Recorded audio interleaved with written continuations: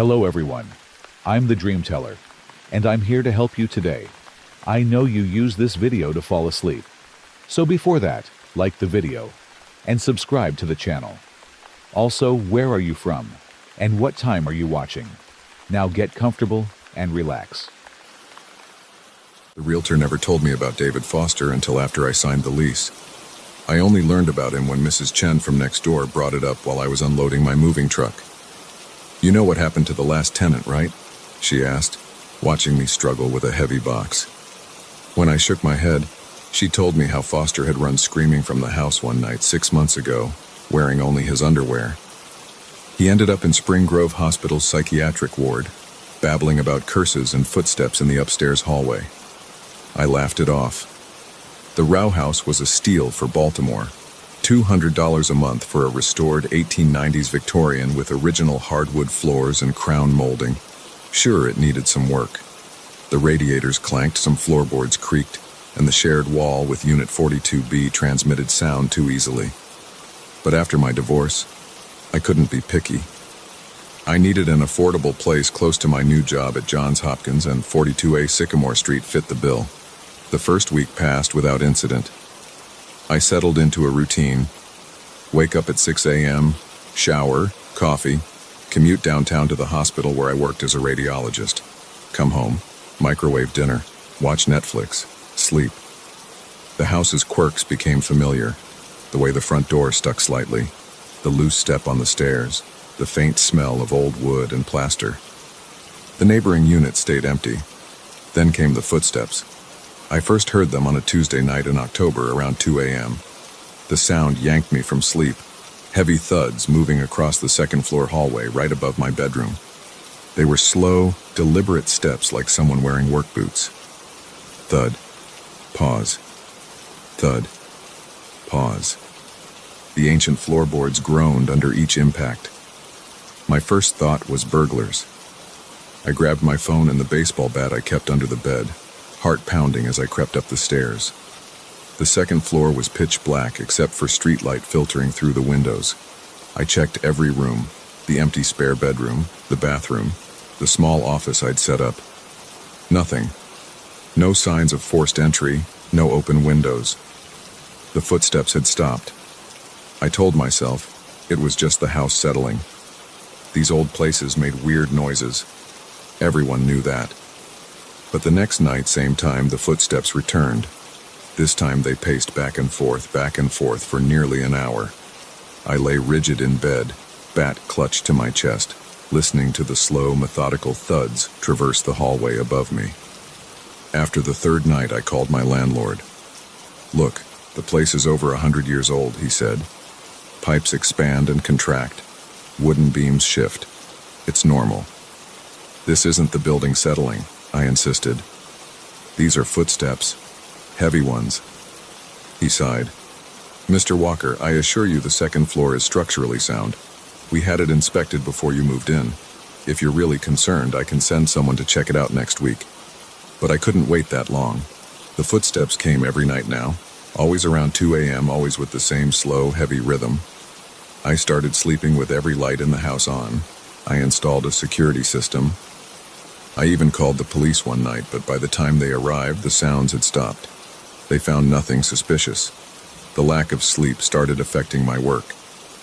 I dozed off while reviewing chest x-rays, mixed up patient files. My supervisor noticed and suggested I take some time off. Instead, I grew obsessed with researching the house's history. The Baltimore County Records Office had documents dating back to its construction in 1891. Nothing remarkable stood out, just a series of owners and tenants over the decades. No deaths were recorded at the address. No violent crimes. The most recent entry showed David Foster's rental agreement from January to April of the previous year. I tracked Foster down at Spring Grove Hospital. Getting in to see him wasn't easy. I had to pretend to be a relative. When they finally brought him to the visiting room, I barely recognized him from the driver's license photo in his rental application. His hair had gone completely gray. Deep lines creased his face. His hands trembled constantly. "The footsteps," he said as soon as I sat down. "You're hearing them too, aren't you? Always at 2 a.m. I leaned forward. What are they? What's causing them? Foster's eyes darted around the room. It's not what, it's who. The original owner. Harrison Blake. He built both houses, lived in 42A. Died there too in 1916. Fell down the stairs and broke his neck. He grabbed my arm, but he never left. He's still there, pacing, always pacing, looking for something. There's no record of anyone dying in the house, I said, because they covered it up. His family didn't want scandal, but I found letters, old newspapers. Blake was obsessed with the occult, conducted rituals in the basement, tried to contact the dead. Foster's voice dropped to a whisper. He succeeded too well. Opened a door he couldn't close. That's why the footsteps never stop. That's why they get louder, closer, until a nurse appeared. Time's up, Mr. Foster. As they led him away, he shouted back at me. Check the basement, behind the coal chute. The truth is there. I spent that afternoon in the basement with a flashlight.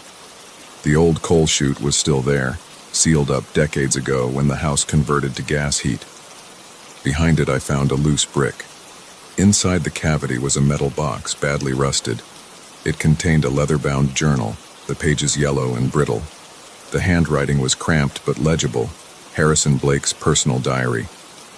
Most entries were mundane business records, but they grew increasingly erratic in the months before his death. He wrote about experiments with seances and spirit boards, about voices in the walls, about footsteps that followed him through the house. The final entry was dated October 31st, 1916.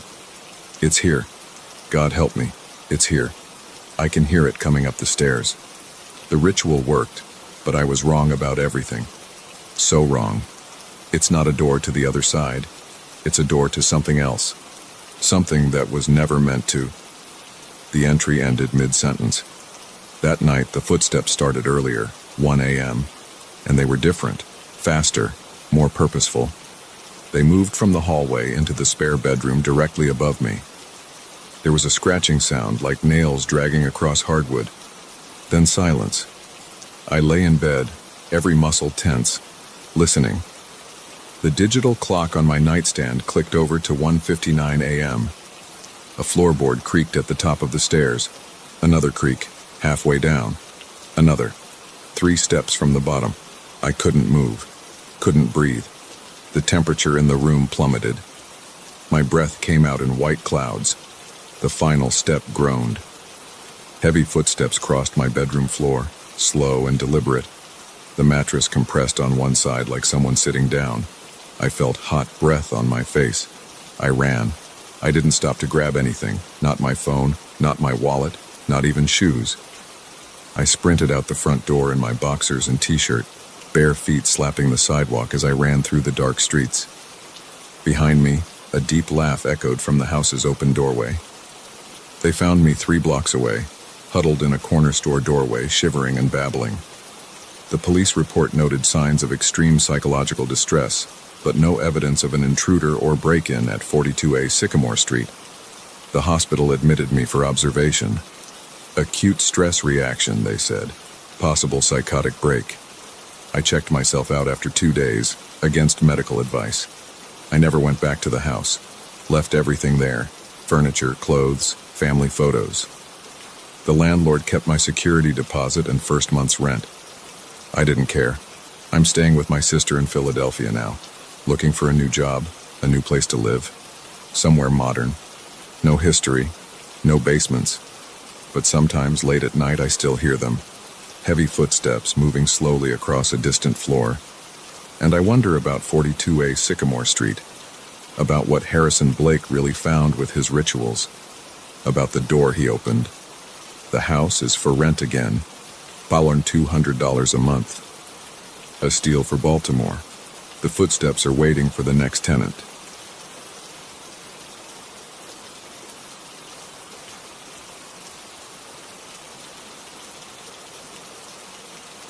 I shouldn't have gone to check on those sounds. That's what everyone says in these situations, right? But I did check, and now I can't forget what happened that night at Riverside Commerce Building.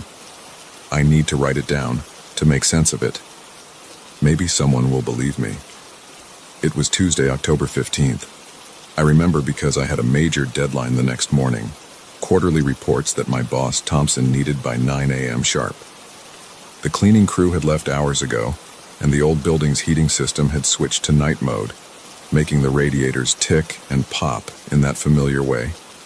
I'd been crunching numbers at my desk since 8 a.m., surviving on vending machine coffee and stale granola bars. The clock on my computer showed 11:42 p.m. when the first bang echoed through the empty office. I jumped, knocking over my cold coffee. The sound came from down the hall, near the storage room.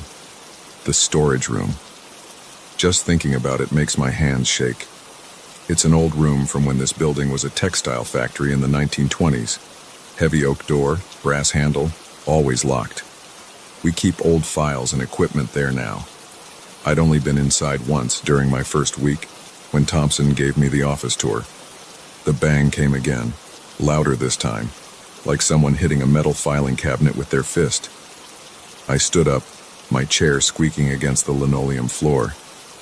The fluorescent lights hummed overhead as I walked to my office door and peered into the hallway. Bang, bang, bang. The sounds got louder, more insistent, like someone was trapped inside trying to get out. But that was impossible.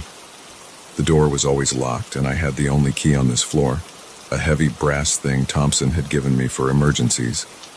I reached for my phone to call security, then remembered they'd left at 10 p.m.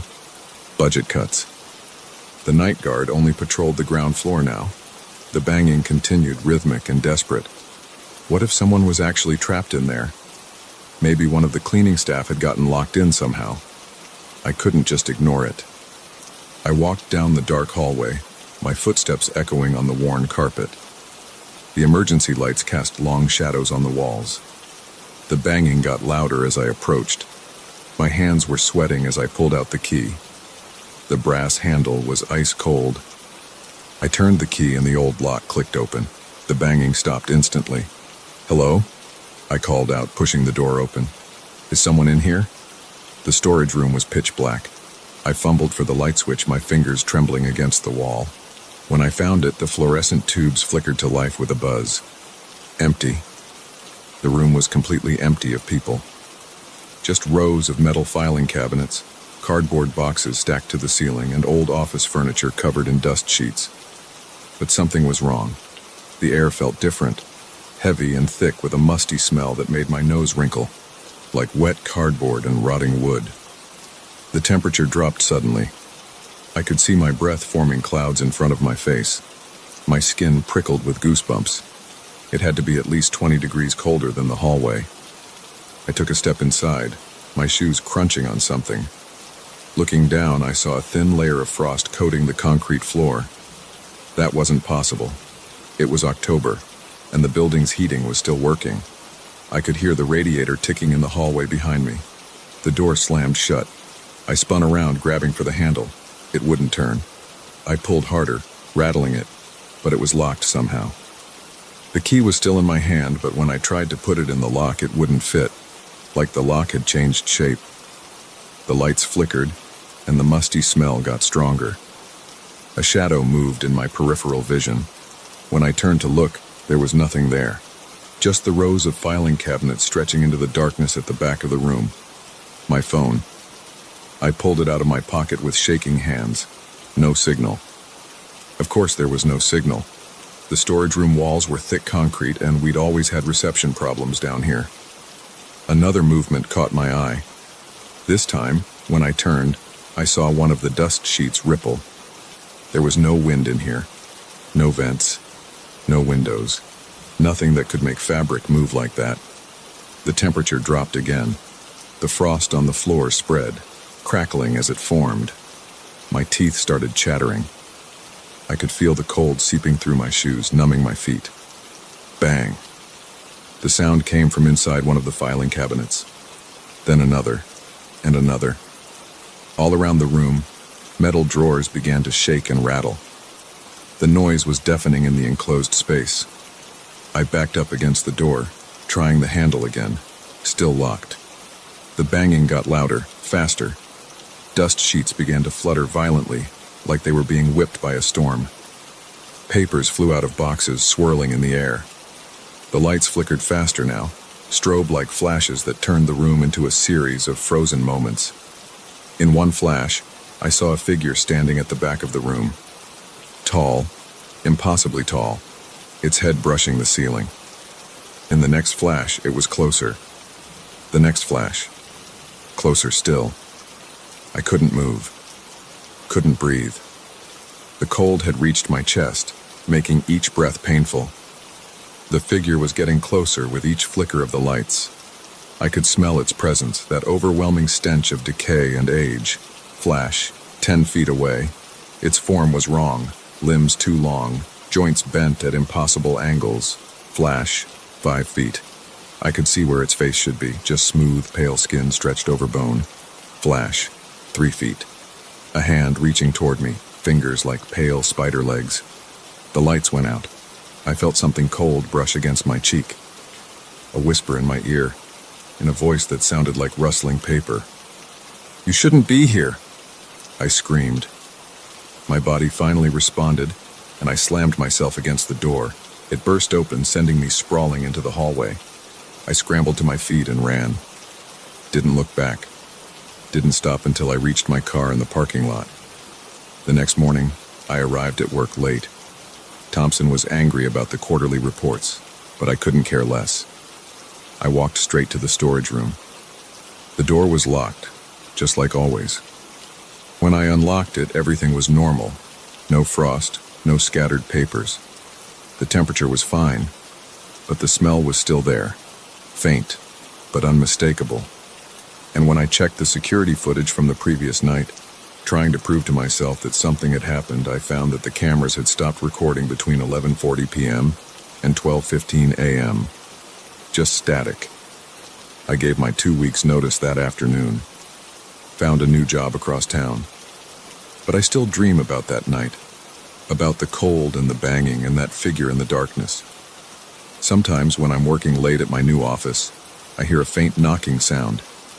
And even though I know it's just the heating system or the building settling, I pack up my things and leave. Because now I know what lives in old buildings after dark. What hides in locked rooms and empty spaces. What waits behind closed doors, making sounds that shouldn't be there, hoping someone will be curious enough to investigate. I know, and I can never forget. I've written this down as a warning. If you're working late and you hear strange sounds coming from somewhere you know should be empty, don't investigate. Don't unlock any doors. Just leave. Leave immediately. Because if you open that door, like I did, you might find out that some rooms aren't meant to be opened. Some spaces aren't meant to be explored, and some things are locked away for a very good reason. I still have nightmares about what I saw in that storage room, but what really keeps me awake at night is a different thought. What if I hadn't been able to get out? What if that thing had kept me there in that cold darkness? What if I'd become another sound in the night, banging on the door, hoping someone would be foolish enough to check? Sometimes when I drive past my old office building late at night, I look up at the windows. Most are dark, but occasionally I see a light on in someone's office. Someone working late like I used to. And sometimes, just sometimes, I think I see a shadow move behind those lit windows. Something tall and wrong, with 2 long limbs and no face. I want to warn them, to tell them to go home before it gets dark. But who would believe me? Who would listen to a story about impossible cold and locked doors that unlock themselves and figures that shouldn't exist? So I drive on, and I hope they're smarter than I was. I hope they never have to learn what I learned that night, that some sounds should go uninvestigated, some doors should stay locked, and some rooms should remain unopened. Because now I know the truth about old buildings and empty rooms. They're not always as empty as they seem. And sometimes when something makes a sound it shouldn't make, the worst thing you can do is go and check. I know that now. I just wish I'd known it then.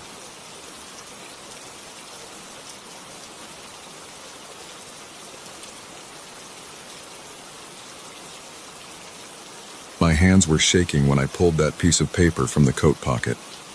Just a folded scrap, yellowed and creased, with 5 words scrawled in messy handwriting. I should have thrown it away, Should have tossed it in with the other garbage I was sorting through at the thrift store. Instead, I read those words again. Now he is behind you. I've worked at Second Time Around Thrift for 3 years now.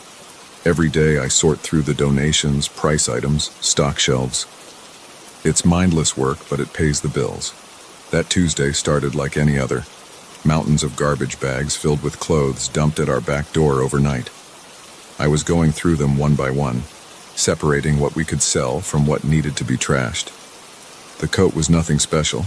Brown wool, probably from the 80s, with worn elbows and a torn lining. As I checked the pockets before throwing it in the reject pile, my fingers brushed against paper. Probably an old receipt or grocery list, but I always check.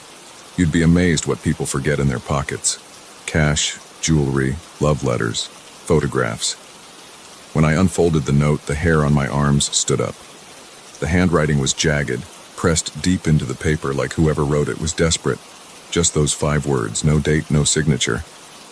I looked behind me. Empty sorting room, just clothes and boxes. But my neck tingled, like someone had just blown cold air across it. Get it together, I muttered. I crumpled the note and aimed for the trash can, but I couldn't let go.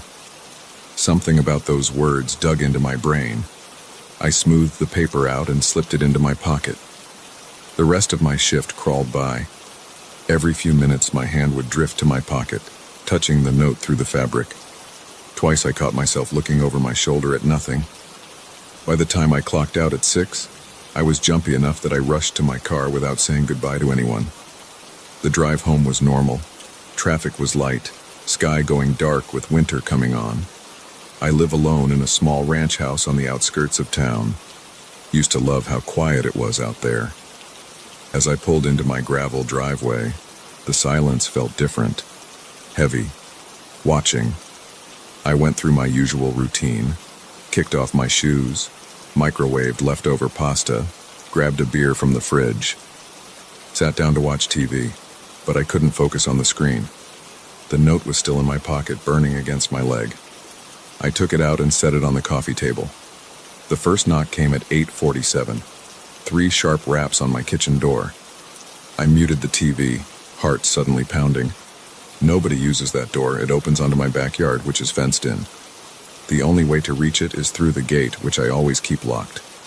I waited, barely breathing. Nothing but silence. Then, 3 more knocks, harder this time. I stood up slowly, legs shaking. "Who's there?" My voice came out as a croak. No answer. I crept to the kitchen, staying away from the windows. The door was solid wood with no window. The knocking came again, right in front of me. Bang, bang, bang, I jumped back, stumbling against the counter. "This isn't funny," I shouted. "I'm calling the police." I grabbed my phone from my pocket with trembling fingers. As I dialed 911, something scraped against the door, like nails or claws being dragged down the wood. The sound went on and on, setting my teeth on edge. The 911 operator answered. I tried to explain, but halfway through describing the knocking, it stopped. Complete silence fell. I waited, phone pressed to my ear, while the operator asked if I was still there. I think they're gone," I said finally. "I'm sorry. Maybe it was just kids playing a prank." But I knew it wasn't kids. The scratching had come from too high up the door. And something about the rhythm of those knocks, deliberate, patient, like whatever was out there had all the time in the world. I spent the next hour checking all my doors and windows. Everything was locked tight. I drew all the curtains and turned on every light in the house. The note sat on my coffee table where I'd left it. I picked it up, read those 5 words again. My hands were shaking so bad I could barely hold the paper. A sound from upstairs made me freeze. Footsteps, slow and heavy, creaking across the floor of my bedroom. But I live in a ranch house. There is no upstairs. I ran, grabbed my keys and phone, yanked open the front door, and stopped dead. All the lights on my street were out. Not just porch lights or house lights, but the street lamps too. Pure darkness pressed against my doorway like a solid wall. The footsteps were getting closer, coming down stairs that didn't exist, each creak bringing them nearer. I slammed the door and locked it, then ran to the kitchen. Had to get out the back door, had to run, The kitchen door was open. I knew I'd checked it, knew it had been locked, but now it stood wide open to the night. Cold air poured in, carrying a smell like wet earth and rotting leaves. Beyond the doorway was nothing but blackness. The footsteps reached the bottom of the imaginary stairs. They started down my hallway, slow and steady. Each step made the floor vibrate under my feet. I backed away from the open door, bumping into the kitchen counter. My phone was in my hand. I could call 911 again, call someone, anyone. But when I looked at the screen, it was black. Not turned off. Black, like someone had filled the screen with ink that swirled and shifted as I watched. The footsteps reached the kitchen doorway. I couldn't look, didn't want to see what was making those heavy steps. But my eyes were drawn up against my will. Nothing. The doorway was empty. But the footsteps kept coming, crossing the kitchen tile. Getting closer. Closer. The note was still clutched in my other hand, crumpled into a ball. As the invisible steps reached the center of my kitchen, I uncurled the paper with shaking fingers. The words had changed. Told you so. Something cold brushed against my shoulder. A hand, but wrong. Too many fingers, too long, too cold. I spun around and I woke up on my kitchen floor. Sunlight streamed through the windows. The back door was closed and locked. My phone lay next to me, working normally. Everything looked exactly as it should, except for the deep scratches gouged into my kitchen door, except for the muddy footprints on my tile floor. Huge prints, not made by any human feet, except for the note, now torn to shreds and scattered across the counter. I called in sick to work, spent the morning in a daze trying to convince myself it had been a dream or a hallucination. But every time I closed my eyes, I felt those cold fingers on my shoulder. Every silence seemed to hide footsteps. That was yesterday. I'm writing this all down now because I need someone to know what happened. Need there to be a record. Because it's getting dark again, and I can hear something moving around in the crawl space under my house. Something big, dragging itself closer to the access panel in my hallway floor. The scratching has started again, this time coming from underneath. The panel is rattling, metal groaning as something pushes up from below. I should run. Should get in my car and drive until I run out of gas, but I know it wouldn't matter. Those 5 words keep echoing in my head. Now he is behind you. And he is. I can feel him standing there, even though when I turn around there's nothing but empty air. Can smell wet earth and decay getting stronger. Can hear breathing that isn't mine. The access panel just broke open. I hear something pulling itself out, joints cracking as it unfolds. Heavy footsteps on the hallway floor, coming closer, closer. If you're reading this, don't look in coat pockets at thrift stores. Don't read notes left by strangers. Don't. He's here.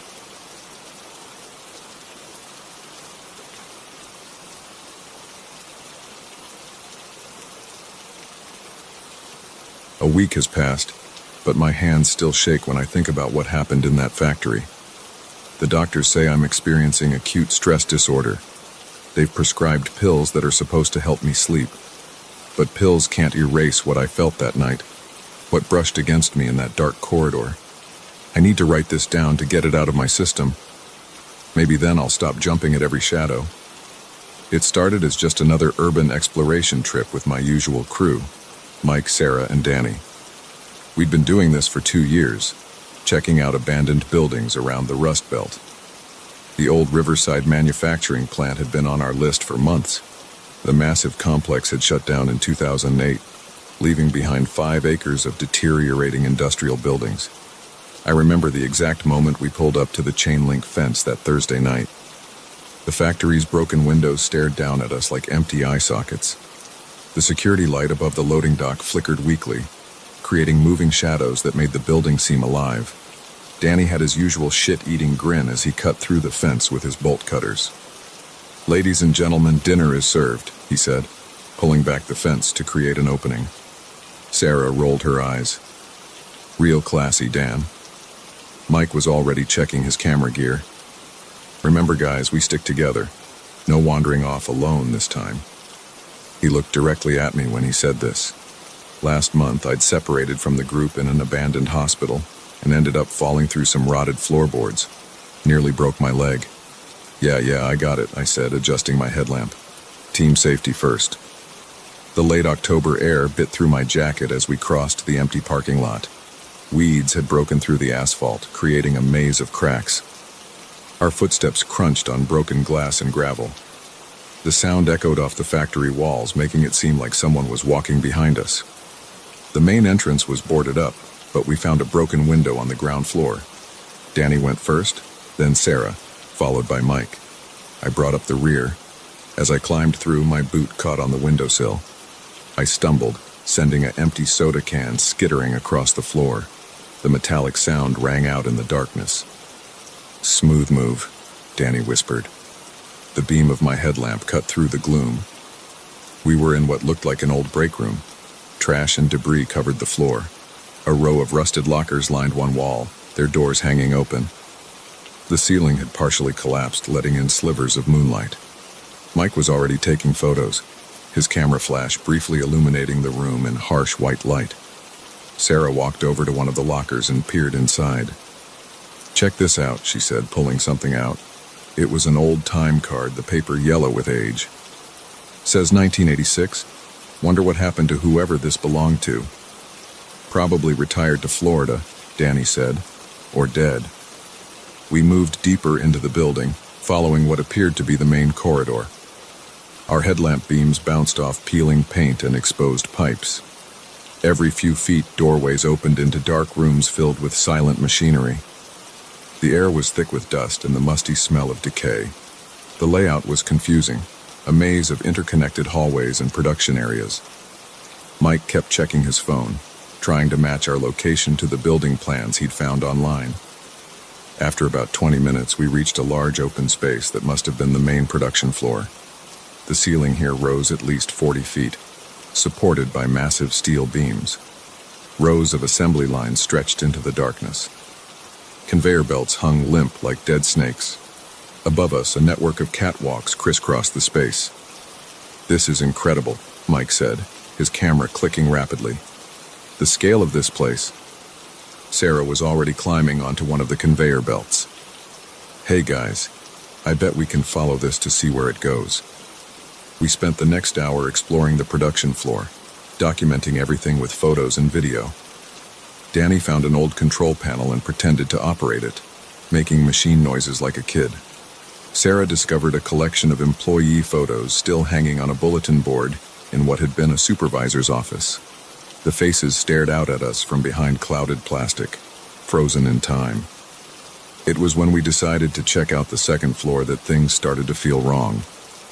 The steel stairs creaked under our weight as we climbed. At the top, the hallway split in two directions. "Left or right?" Danny asked. Mike consulted his phone. "Left should take us toward the administrative offices. Right goes to more production areas. Offices might have more interesting stuff to find," Sarah said. "Documents, photos, that kind of thing." We turned left. This corridor was narrower than the ones downstairs. The ceiling was lower too, creating a more claustrophobic feeling. Water damage had caused the walls to bubble and peel. Every few yards, black mold spread across the surface like bruises. The offices were in bad shape. Years of exposure to the elements had rotted most of the furniture. Paper lay everywhere, turned to pulp by water and time. The few items that remained intact were covered in a thick layer of dust.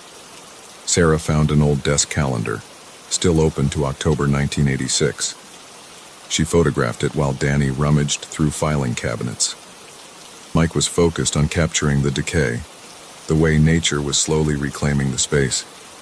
I hung back, scanning my light beam across the walls. Something about this area felt different. The air seemed heavier, more oppressive. I noticed the temperature had dropped several degrees. "Hey guys," I called out. "Anyone else feel how cold it got up here?" "Old buildings like this always have weird temperature changes," Mike said, not looking up from his camera. "Probably just a draft from somewhere." We continued moving through the offices. The corridor took several turns, leading us deeper into the building. I tried to keep track of our route, but soon lost my bearings. The identical doorways and peeling walls all blended together. After about 15 minutes, we reached another set of stairs leading up to the third floor. A metal sign, barely legible under years of grime, read, "Executive Offices." "Should we check it out?" Danny asked. Sarah checked her watch. "We've been here almost 2 hours. Maybe we should start heading back." "Come on, we're already here," Danny said. "When are we going to get another chance to see this place?" Before anyone could respond, a loud crash echoed from somewhere behind us. We all jumped, our headlamp beams swinging wildly around. "What was that?" Sarah whispered. "Probably just something falling," Mike said, but his voice was tense. "These places are always settling." We stood silent for a moment, listening. The only sound was our breathing and the faint drip of water somewhere in the darkness. "Let's just check out the third floor quickly and then head back," Danny suggested. No one argued. We climbed the stairs, the metal steps ringing hollow under our feet. At the top, we found ourselves in a short hallway ending in a set of double doors. Brass letters on the wall spelled out, "Boardroom." The doors were locked, but Danny made quick work of them with his crowbar. They opened with a grinding screech that set my teeth on edge. Our lights revealed a large conference room dominated by a massive wooden table. The far wall was all windows, though most of the glass was broken. "Now this is more like it," Danny said, walking around the table. "Check out this view." We spread out to explore the room. Mike focused on photographing the elaborate light fixtures hanging from the ceiling. Sarah examined the built-in cabinets along one wall. I walked over to the windows, careful to avoid the broken glass on the floor. From this height, I could see most of the factory complex spread out below. The moonlight gave everything a silvery, otherworldly quality. Movement caught my eye, probably a bird or a plastic bag caught in the wind. That's when I first felt it, a slight change in the air pressure, like when someone walks past you very quickly. I turned, expecting to see one of my friends, but they were all still occupied with their exploring on the other side of the room. A chill ran down my spine. I told myself it was just a draft from the broken windows, but something felt off. The sensation had been too distinct, too purposeful. "Hey guys," I said, my voice sounding strange in my ears. "I think maybe we should..." Before I could finish, all our headlamps flickered simultaneously. For a split second, we were plunged into complete darkness. When the lights came back on, everyone was looking around nervously. "Okay, that was weird," Sarah said. "Battery interference, maybe?" "All 4 lights at exactly the same time?" Mike asked. "That's not normal." "Let's get out of here," I said. Something in my tone must have conveyed my unease because no one argued. We made our way back to the stairs, moving faster than before. The temperature seemed to be dropping rapidly. I could see my breath forming clouds in my headlamp beam. As we descended to the second floor, I noticed the sounds of our footsteps had changed. Instead of 4 sets of steps, I could distinctly hear 5. The extra footfalls were slightly out of sync with ours, like someone following just a bit too slowly. I stopped and turned around, shining my light up the stairs. Nothing was there, but the footsteps continued for a fraction of a second after we'd all stopped moving. "Did anyone else hear that?" I asked. "Hear what?" Danny said, but I could see the tension in his face. Before I could explain, a door slammed somewhere above us. The sound echoed through the stairwell like a gunshot. Sarah let out a small scream. "Run," Mike said quietly. Then louder, "Run!" We bolted down the stairs, taking them 2 at a time. I was at the back of the group again. As we reached the second floor landing, I felt it again, that sensation of something passing close by. But this time it was stronger, more defined. I could have sworn I felt fabric brush against my arm, and then I heard it, a deep, raspy breath right behind my left ear. I froze. The others were already halfway down the corridor, their headlamp beams bouncing wildly as they ran. I wanted to call out to them, but my voice wouldn't work. The breathing continued, heavy and wet, like someone who had been running for a long time. Slowly, fighting against every instinct screaming at me to run. I turned my head. My headlamp illuminated empty air, but the breathing didn't stop. If anything, it got louder. That's when I noticed the dust motes in my light beam. They were swirling in a distinct pattern, as if being disturbed by something I couldn't see. Something roughly the size and shape of a person. The scream that tore from my throat didn't sound human. I ran faster than I've ever run in my life, chasing after the retreating lights of my friends. The breathing followed me, along with the sound of rapid footsteps that were definitely not my own. I caught up with the others at the bottom of the main stairs. They were waiting for me, faces pale in the glow of their headlamps. "What happened?" Mike demanded. "What was that scream?" I couldn't speak. I just pointed back up the stairs, trying to catch my breath. That's when we all heard it. Footsteps descending the stairs behind me. Heavy, deliberate steps. But our lights showed nothing there. We ran for the exit. I don't remember much of that journey through the dark corridors. Everything was a blur of panic and adrenaline. Somehow we found our way back to the broken window we'd entered through. Danny went through first, then helped Sarah. Mike pushed me ahead of him. As I climbed through, I felt something grab my ankle. The touch was ice cold and felt like fingers, but when I kicked and yanked my leg free, nothing was visible. We didn't stop running until we reached Mike's car. Sarah was crying. Danny looked like he was going to be sick. Mike's hands were shaking so badly he dropped his keys twice before managing to unlock the doors. As we peeled out of the parking lot, I looked back at the factory. In a third-floor window, the boardroom where we'd been, I saw a light. Not our headlamps, but a pale, bluish glow. As I watched, it moved away from the window and disappeared into the darkness. The police didn't believe us when we reported what happened. They said we were probably spooked by homeless people or other urban explorers. The building inspector we talked to told us that the third floor of that section had been condemned and sealed off in 1986 after a fatal accident. He wouldn't give us details. I've done some research since then. In October 1986, a factory foreman named Robert Henley disappeared during his night shift. His body was never found. The official report said he probably fell into some machinery, but no trace of him was ever discovered. The factory closed its third-floor executive offices after that, and rumors spread about strange sounds and unexplained accidents. I haven't gone urban exploring since that night. The others haven't either. Sometimes when I'm alone in my apartment, I think I hear heavy breathing behind me. When I turn around, nothing's there, but the air feels colder, and the dust motes dance in patterns that look almost like footprints. I know what I felt in that factory. I know what we all heard. But I also know that no one will ever believe us. Some things are better left unexplored, some places better left abandoned, and some stories, like this one, are better left untold. But I still check behind me every time I walk down a hallway, and I never ever want to be the last person in line again.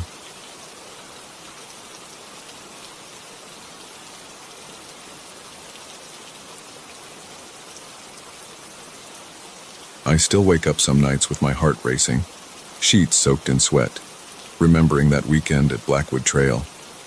The rational part of my brain tells me there has to be a logical explanation for what happened, but my body remembers the terror. This is everything that occurred during those 48 hours as best as I can recall it. It started as a normal camping trip. Mark and I had been planning it for weeks, just a regular 2-day getaway to disconnect from our phones and drink some beers around a campfire.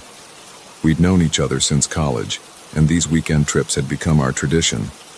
This one was supposed to be like all the others. We picked a spot we'd never been to before, about 3 hours north of Seattle, following a recommendation from Mark's co-worker, who said the fishing was good there. We arrived at the trailhead around 2 in the afternoon on Saturday. The parking lot was empty except for a beaten-up red pickup truck parked in the corner. The air was cold and damp, typical Pacific Northwest weather for early October. I shouldered my pack while Mark checked his phone one last time before we lost signal. "Forecast says clear skies tonight," he said, stuffing the phone in his jacket pocket. "Should be perfect for stargazing." The trail started off easy enough. winding through tall Douglas firs and western red cedars. Our boots crunched on fallen leaves and broken twigs. The forest was quiet, except for the occasional bird call and the sound of a stream somewhere in the distance. After about an hour of hiking, we found a decent clearing about 50 yards off the main trail. "This looks good," Mark said, dropping his pack. "Flat ground, good tree coverage, close enough to water." I agreed, and we started setting up camp. We had it down to a science after years of doing this. Mark handled the tent while I gathered firewood and cleared a space for the fire pit. By 4 o'clock, we had everything set up. Our 4-person tent, camp chairs, and a neat pile of firewood ready for later. We spent the afternoon fishing at the nearby stream. The water was clear and cold, running fast over smooth rocks. We caught a couple of small trout, nothing worth keeping, so we released them back. As the sun started to set, we headed back to camp to start dinner. That's when I noticed the first odd thing. Our camp chairs had been moved. Not knocked over by the wind, moved. They were now facing the trees instead of the fire pit where we'd left them. Mark didn't seem concerned. "Probably some hikers passed by and used them for a quick rest," he said, turning them back around. I nodded, but something felt off. We hadn't seen or heard anyone else on the trail all day, and our camp wasn't visible from the main path. Still, I pushed the thought aside and focused on getting the fire started. The temperature dropped quickly after sunset. We sat around the fire, eating freeze-dried stroganoff and drinking beer, swapping the same old stories we always did. Everything felt normal until about 9 o'clock, when Mark suddenly stopped mid-sentence and tilted his head. "Did you hear that?" he asked. I listened. At first, all I could hear was the crackling of the fire and the usual forest sounds. Then I heard it. Voices. They were too far away to make out any words, but they sounded like they were coming from somewhere in the darkness behind our tent. The voices were muffled, like people trying to talk quietly but not quite succeeding. "Hello?" Mark called out. His voice echoed slightly through the trees. No response. We sat in silence for a few minutes, straining to hear more. The voices had stopped. I grabbed my flashlight and swept the beam through the trees, but the light only reached about 30 feet before being swallowed by darkness. Nothing moved in the illuminated areas except shadows cast by the swaying branches. "Probably just other campers," I said, not believing it myself. The voices hadn't sounded like normal camping chatter. They'd sounded urgent, almost angry, like people having an argument but trying to keep their voices down. We stayed up another hour, but the voices didn't return. The fire had burned down to embers when we decided to turn in. I made sure our food was properly stored in the bear canister and placed it far from our tent. Inside the tent, I checked that my knife was within reach, then slipped into my sleeping bag. I don't know what time it was when I woke up. The moon was bright enough that I could see Mark's outline in his sleeping bag next to me. He was sitting up, completely still. "Mark," I whispered. "There's someone out there," he whispered back. "Listen." I held my breath. Footsteps crunched in the leaves outside our tent, slow and deliberate. They circled the tent once, twice, then stopped near the entrance. The shadow of a figure fell across the tent wall, visible in the moonlight. It stood there, not moving, not making a sound. My heart hammered against my ribs. I reached for my knife with trembling fingers. The shadow remained still for what felt like hours, but was probably only minutes. Then it moved away, and the footsteps resumed, heading into the forest. Neither of us spoke until the sound had completely faded away. Mark switched on his flashlight. "We need to check outside," he said. "Are you crazy? We should stay in the tent. What if they're messing with our food, or our cars?" He had a point. We couldn't afford to lose our supplies or end up stranded. We grabbed our flashlights and knives and unzipped the tent as quietly as possible. The clearing looked exactly as we'd left it. The fire pit held cold ashes. Our chairs sat empty around it. The bear canister was untouched. We swept our lights through the surrounding trees but saw nothing unusual. "Look at this," Mark said suddenly. His light beam was focused on the ground near the tent. A single boot print was pressed into the soft earth, much larger than either of our boots. We did a complete circuit of our campsite, finding nothing else out of place. The forest had fallen silent. No insects chirping, No night birds calling, just absolute silence. Maybe we should pack up, I suggested. Hike out now. Mark shook his head. It's too dangerous to hike at night. We'd probably break an ankle or get lost. Better to wait until morning. We went back into the tent, but neither of us slept. We sat up, backs against our packs, knives ready. Every snapping twig or rustling leaf made us flinch. Around 3 in the morning, the voices returned. They were closer this time, and there were more of them. They seemed to be all around us, moving through the trees, still speaking in those urgent, muffled tones. I couldn't make out any words, but the voices didn't sound entirely right. The cadence was off, the pitch unusual. Then we saw the shadows. Our tent was illuminated by the moon, and dark shapes moved across the walls, human-shaped but wrong somehow. Too tall, too thin, moving in ways that weren't quite natural. They passed back and forth, circling our tent like sharks. Mark gripped my arm so hard it hurt. Neither of us dared to breathe. The shadows kept moving, and the voices grew louder, more agitated. Still no clear words, just that weird, muffled arguing.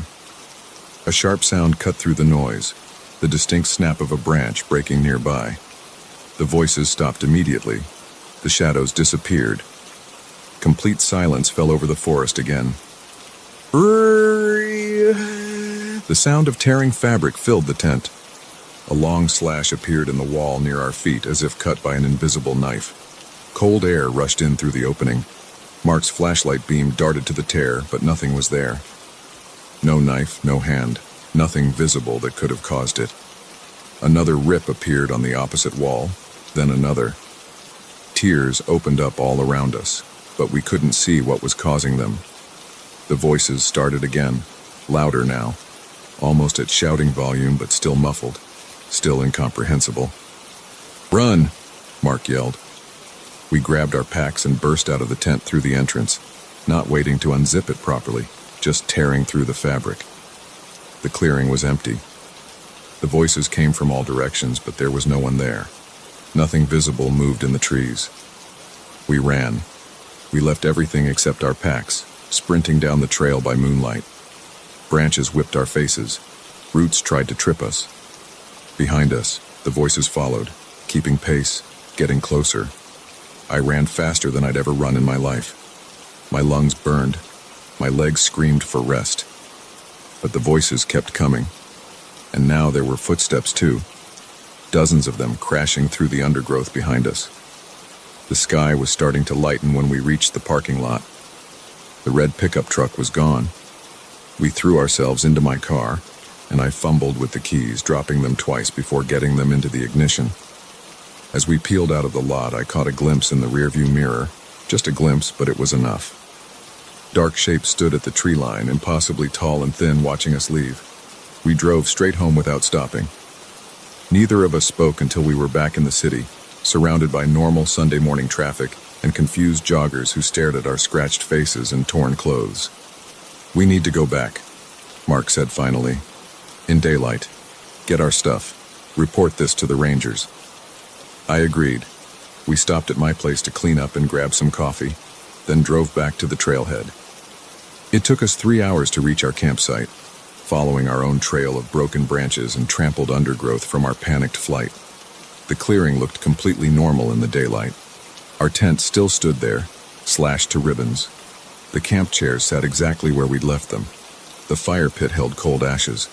Even our bear canister was untouched, but there were no footprints except our own. No sign of the multiple people who must have made all those voices, all those footsteps. We searched the surrounding area and found nothing. No candy wrappers, no cigarette butts, no broken branches, no signs that anyone else had been there at all. We packed up what we could salvage and hiked out. We filed a report with the Rangers, who looked skeptical but wrote everything down. They said they'd investigate, but I never heard anything more about it. Mark and I still go camping sometimes, but never alone anymore, and never at Blackwood Trail. We've tried to find logical explanations for what happened. Maybe it was other hikers playing a cruel prank. Maybe we breathed some weird fungus spores that made us hallucinate. Maybe the isolation and darkness played tricks on our minds. But we both know what we heard. We both know what we saw in the moonlight. Those shadows that moved wrong, those shapes at the tree line. Sometimes late at night, I think I hear those muffled voices again, arguing in words I can't quite understand, and I know I'll never go back to those woods alone. I've told this story to a few people over the years. Most don't believe it, and I don't blame them. I wouldn't believe it either if I hadn't lived through it. The rangers never found any evidence of other people being there that night. The slashes in our tent looked like they'd been made by a blade, but no other damage was found in the area. The only other strange detail came months later. I was looking through photos from previous camping trips and found one from that weekend. It was a simple shot of our campsite just after we'd set it up, before sunset. The tent, the chairs, the fire pit, everything looked normal. Except in the background, barely visible between the trees, there was something I hadn't noticed when taking the picture. A tall, thin shadow that didn't match any of the trees. A shadow that seemed to be looking right at the camera. I deleted the photo immediately. Some things are better left unexamined, some questions better left unanswered. But I still check my tent carefully every night before I go to sleep, looking for tears that shouldn't be there, listening for voices that shouldn't exist.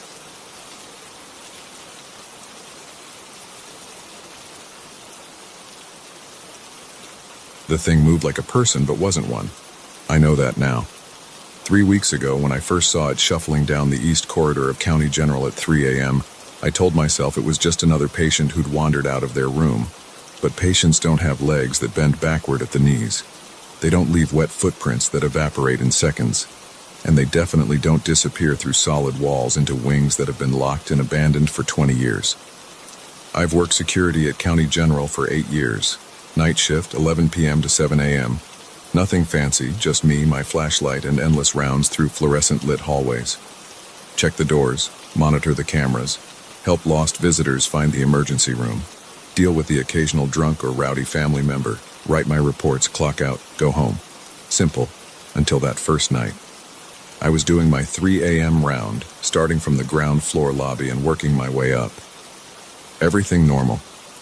Mrs. Chen at the front desk was doing her crossword puzzle. The ER was quiet, just 2 patients being treated for minor injuries. The cafeteria was dark and locked. The gift shop's motion sensor light clicked on as I passed. 4th floor, psychiatric ward, all secure. 5th floor, maternity. Could hear a baby crying somewhere. 6th floor, oncology. The night nurse gave me a tired wave. 7th floor, mostly empty except for storage and some old administrative offices. Then the east corridor of the 8th floor. That's where things went wrong. I noticed the cold first. The heating system covers the whole building, but that hallway felt like a freezer. My breath came out in clouds. The fluorescent lights flickered, which wasn't unusual in the older sections of the hospital. What was unusual was the silence. Hospitals are never completely quiet, even at night. There's always some kind of background noise, ventilation systems, distant voices, equipment beeping. But this silence felt thick, like cotton in my ears. That's when I saw it. About 50 feet ahead, something moved. A figure, tall and thin, standing with its back to me. It wore what looked like a hospital gown, but dirty and torn. The head was bald, the skin gray-white like old putty. "Hey!" I called out. "Hospital policy. Identify yourself first, ask questions later.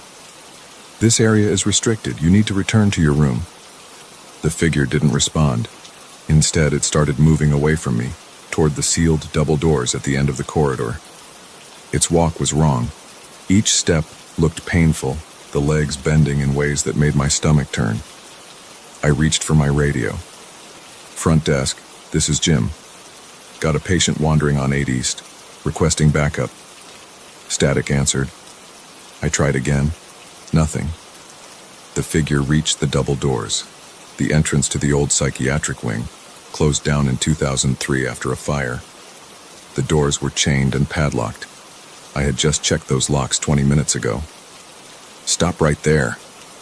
I started walking faster, flashlight beam bouncing off the walls. "You can't go in there, it's dangerous." The figure paused. Slowly, its head began to turn. Not its body, just the head, rotating much further than a human neck should allow. I caught a glimpse of its face. No eyes. Just smooth gray skin where eyes should be.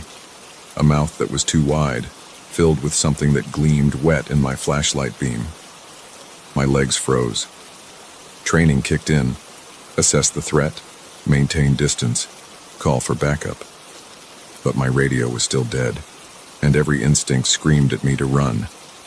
The thing's mouth opened. A sound came out, like wet meat being torn. Then it stepped backward, through the solid metal doors, and vanished. I stood there for what felt like hours, heart pounding, sweat freezing on my skin despite the cold. Finally, I forced myself to walk to the doors. The chains were intact. The padlock was secure. No sign that anything had passed through. But on the floor, a single wet footprint was slowly fading away. I ran, all the way back to the security office on the ground floor. Mrs. Chen looked up from her crossword puzzle as I burst in. "Jim, you okay? You look like you've seen a ghost." I caught my breath. "Did you get my radio call?" "What call?" "Radio's been working fine all night." I checked the security cameras for the 8th floor. Nothing. Just empty hallways. I pulled up the archived footage from 10 minutes ago. The timestamp showed me walking down the corridor, then stopping, standing still for almost 5 minutes, then running away. No figure in a hospital gown, no impossible creature, just me, apparently losing my mind. I didn't tell anyone what I saw. Who would believe me? I've worked security long enough to know how it goes. Tell people you saw something impossible, and suddenly you're not reliable anymore. Best case, they think you're making things up for attention. Worst case, they start wondering if you're stable enough to do your job, so I kept quiet, did my rounds, wrote my reports. But I started noticing things. The 8th floor got colder every night. Equipment started malfunctioning, not just radios, but phones and cameras too. Always in that east corridor, always around 3 a.m. A week after the first incident, I saw it again. This time on the 7th floor, dragging itself along the ceiling like a spider, leaving those wet footprints that vanished seconds later. I ran again, checked the cameras again. Nothing. The third time was in the stairwell between 6 and 7. It was crouched in the corner, making that wet tearing sound. When it saw me, it smiled. The smile went all the way up to where its eyes should have been. I started researching the hospital's history. The fire in the old psychiatric wing wasn't the only bad thing that happened there. In 1998, a patient named Michael Keene murdered 3 nurses and 2 other patients before killing himself. The official report said he used a stolen scalpel. Unofficial rumors said the bodies were found partially eaten. Keene had been tall and thin, bald from chemotherapy. The nurses' reports described him as unusually flexible, some kind of connective tissue disorder that let him contort his body in strange ways. I'm writing this now in the security office. It's 2:45 a.m. In 15 minutes, I have to start my rounds. The temperature is already dropping. My radio is starting to crackle with static. Yesterday, I found old blueprints of the 8th floor. The psychiatric wing isn't completely sealed off. There's a maintenance tunnel that connects it to the main building. According to the plans, it comes out in a storage closet on the 7th floor. The same closet where cleaning supplies keep going missing, and where the staff complains about strange sounds at night. I've been having dreams. In them, I'm walking through the old wing. The fire damage is still visible on the walls. There's something important I need to find there. Something that was left behind when they sealed it off. In the dreams, I hear that wet tearing sound getting closer and closer, and I know somehow that the thing I've been seeing isn't Michael Keene. It's what he became, what was using his body even before he died. The night shift supervisor called me into his office yesterday, said I seemed distracted lately, asked if everything was okay at home, mentioned that other staff had noticed me talking to myself during rounds, said maybe I should take some time off. I didn't tell him about the thing in the hallways, didn't tell him about the dreams or the blueprints or the research I'd been doing, just nodded and smiled and said I was fine, just not sleeping well. but I know what I have to do. Tonight, after my 3 a.m. round, I'm going into that maintenance tunnel. I need to see what's in the old wing, need to understand what this thing is and what it wants. Maybe I am crazy.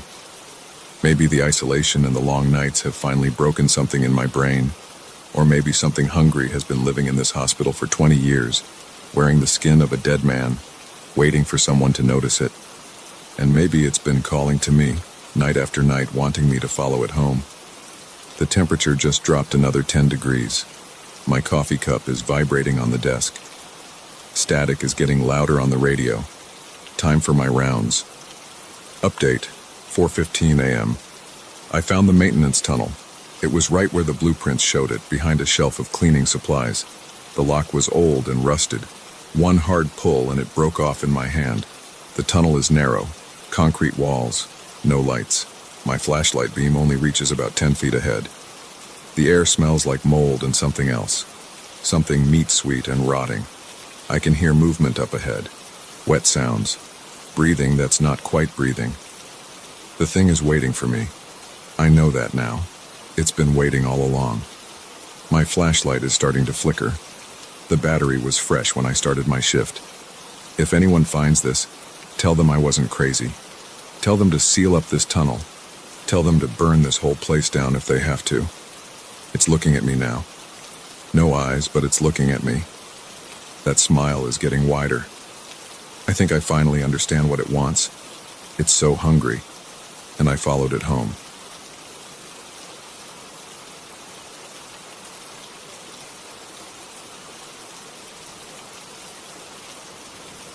The dream started 3 months ago. Every night the same dark forest. Every night the same hooded figure watching me from between the trees. And now, as I sit alone in my tent in the middle of nowhere, I know that what I feared most has finally happened. The thing from my dreams has crossed over into reality. I should have known better than to come on this camping trip. The signs were all there, but I need to write this down, to record what happened in case someone finds this later. My name is Daniel Foster.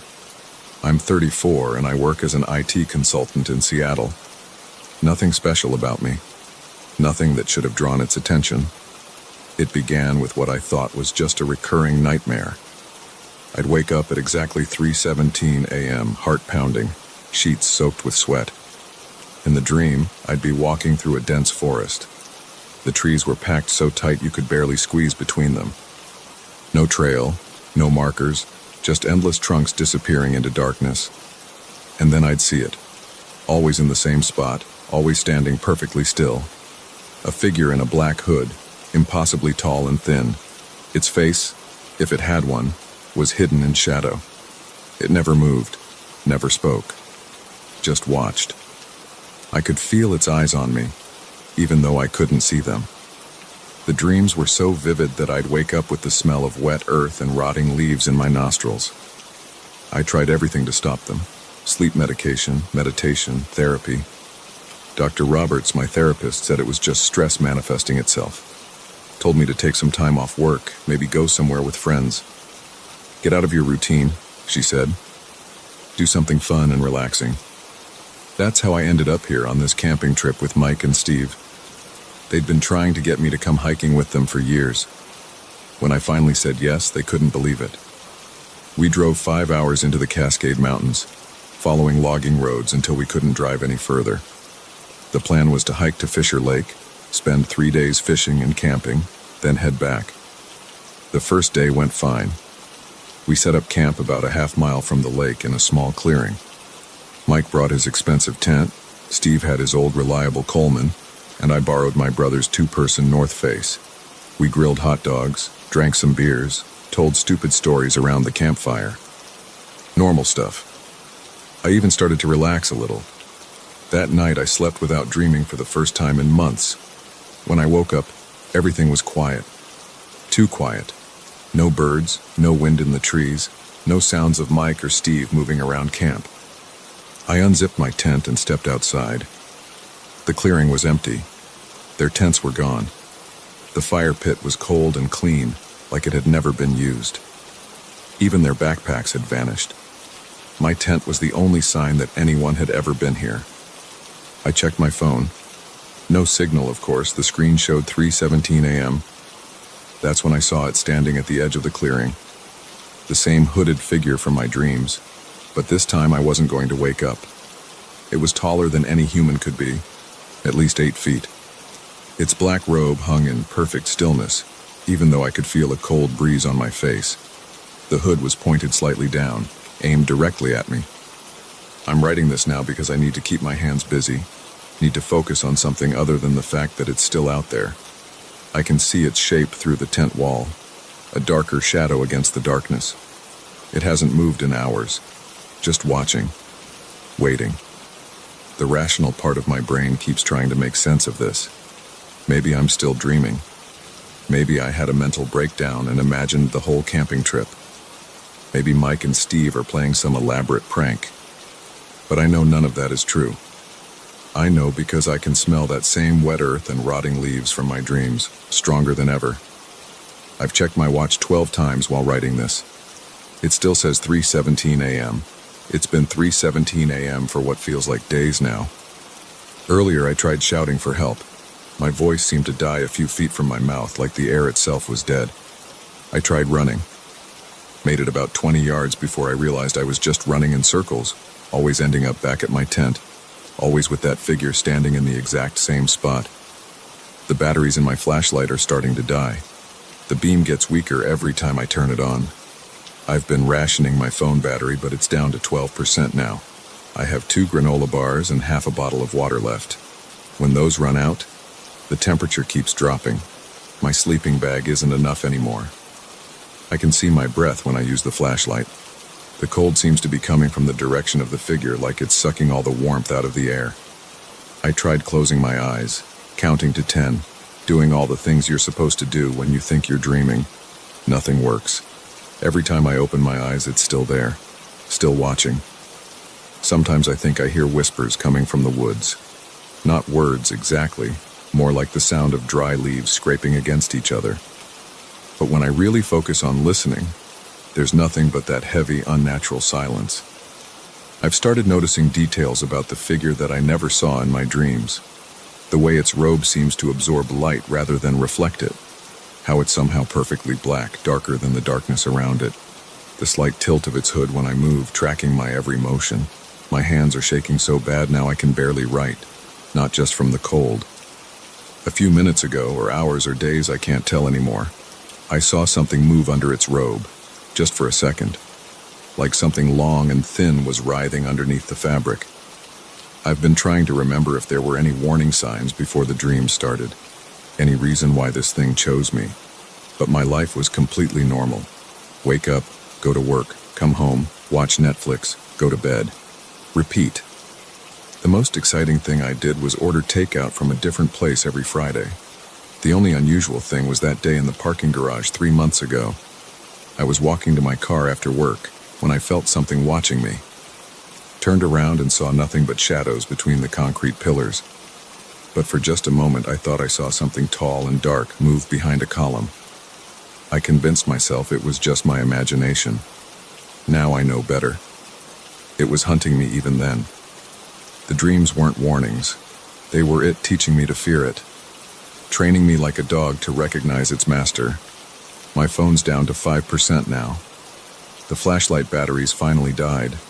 The darkness keeps pressing closer, thicker than any natural night should be. I can barely see what I'm writing anymore. I think it's getting closer. Every time I look up, it seems a few inches nearer to my tent. Moving so slowly I can't actually see it move. But it's coming. The whispers are getting louder. Still not words, but almost. Like they're just on the edge of making sense. I don't want to hear what they're trying to say. 4%. I have to make a decision soon. Either stay in this tent until I freeze or starve or lose my mind, or 3%. The temperature just dropped again. I can feel ice crystals forming on my sleeping bag. 2%. The figure is definitely closer now. Close enough that I can see there's something wrong with its proportions. Arms too long, torso too narrow, nothing human about it at all. 1%, I'm going to run. Not in circles this time. Just pick a direction and go until I can't go anymore. Maybe that's what it wants. Maybe that's what it's been waiting for. If anyone finds this, tell my family I love them. Tell Mike and Steve I'm sorry. And if you're reading this in the woods, run. Run before it starts appearing in your dreams too. The battery's almost dead. It's time. I can hear something scratching against the outside of my tent. The nylon wall is bulging inward like something's pressing against it. The whispers are getting louder, almost words, almost...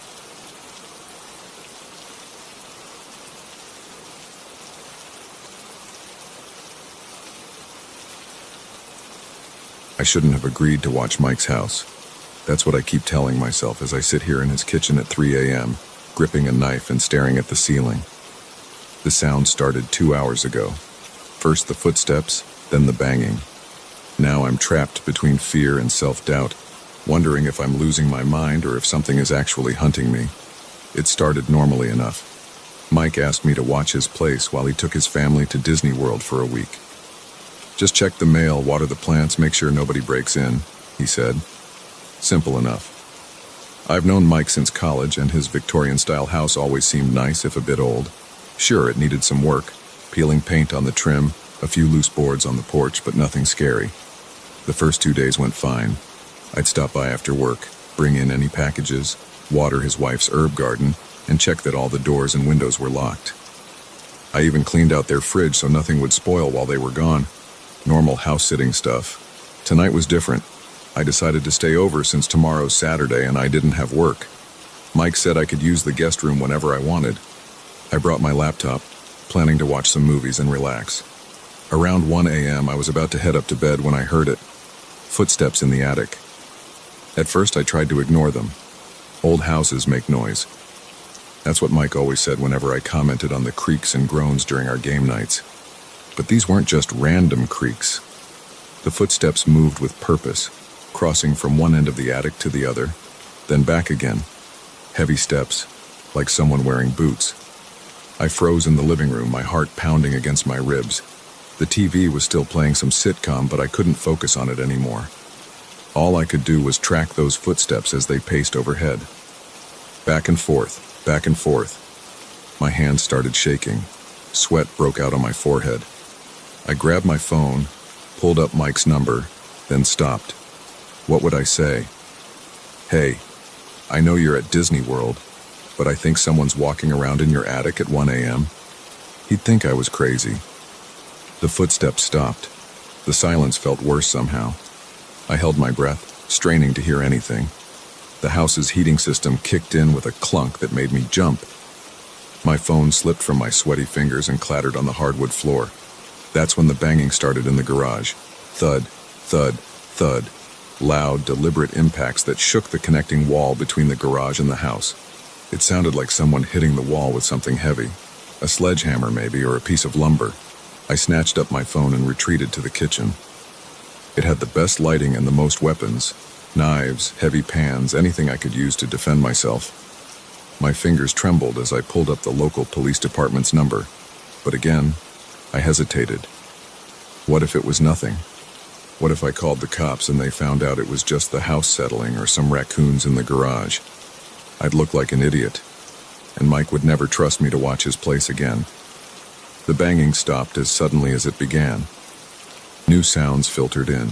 The hum of the refrigerator, a car passing on the street outside, the ticking of the clock on the wall. Normal sounds that somehow made everything worse. I grabbed the biggest knife from the butcher block and leaned against the kitchen counter facing the door to the garage. My shirt was soaked with sweat sticking to my back. Every few seconds I had to adjust my grip on the knife handle because my palms were so wet. The garage door connecting to the kitchen had a small window in it, covered by a thin curtain. As I watched, a shadow passed behind it. Just a quick movement, there and gone, but unmistakable. Someone was in the garage. My throat closed up.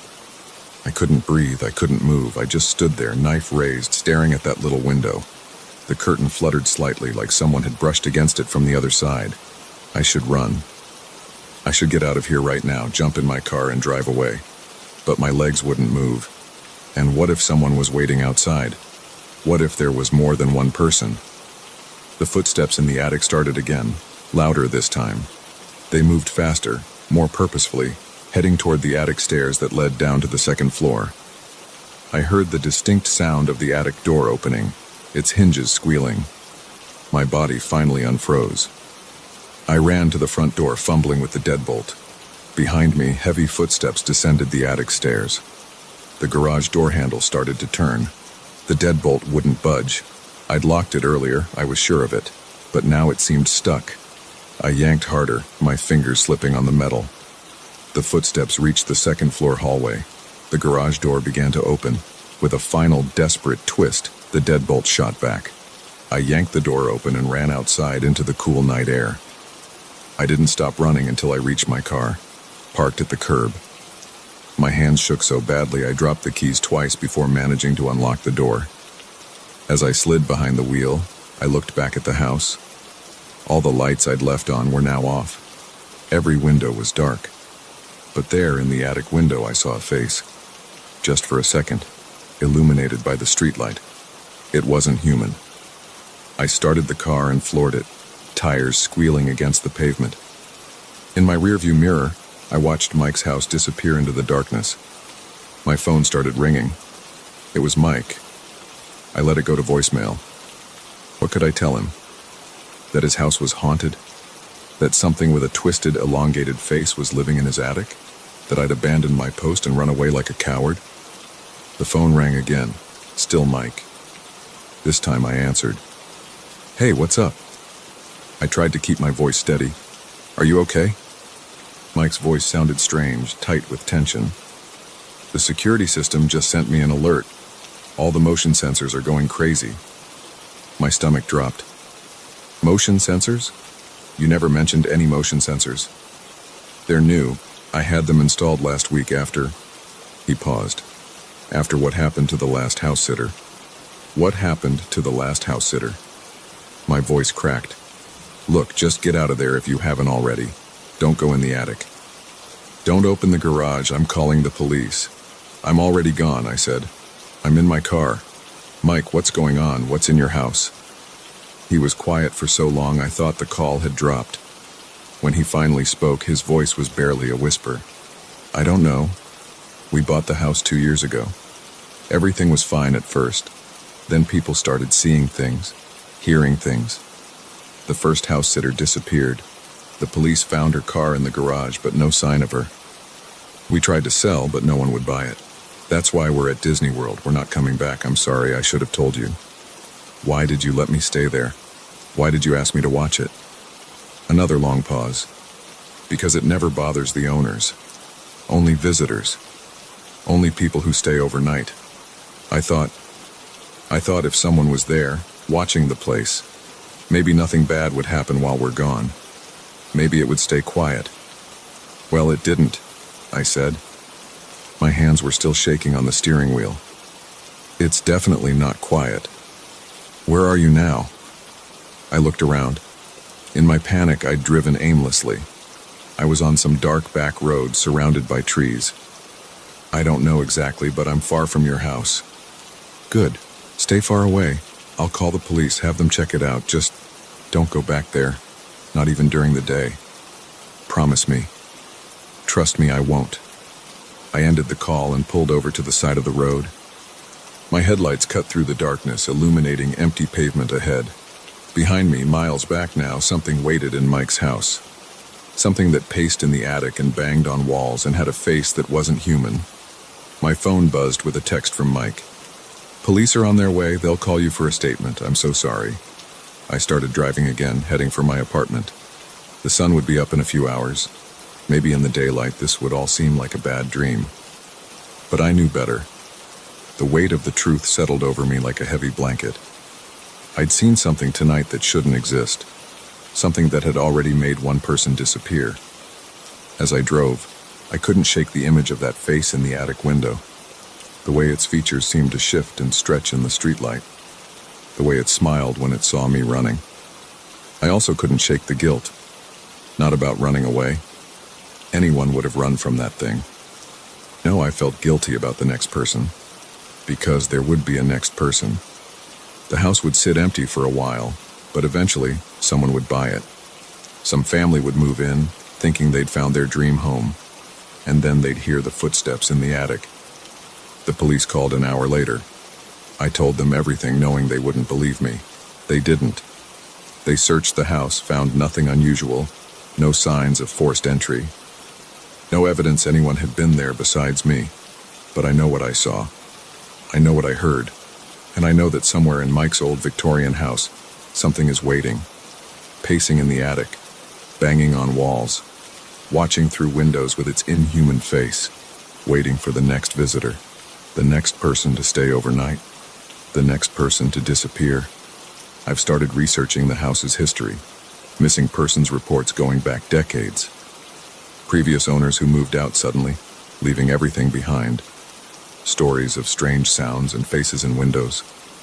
Mike won't answer my calls anymore. His family never returned from Disney World. The house sits empty, its windows dark, its secrets locked inside. Sometimes, late at night, I think about driving past it, just to see if I can spot that face in the attic window again, just to prove to myself that it was real. But I don't. I can't. Because deep down, I know it would see me too, and this time it might not let me run away.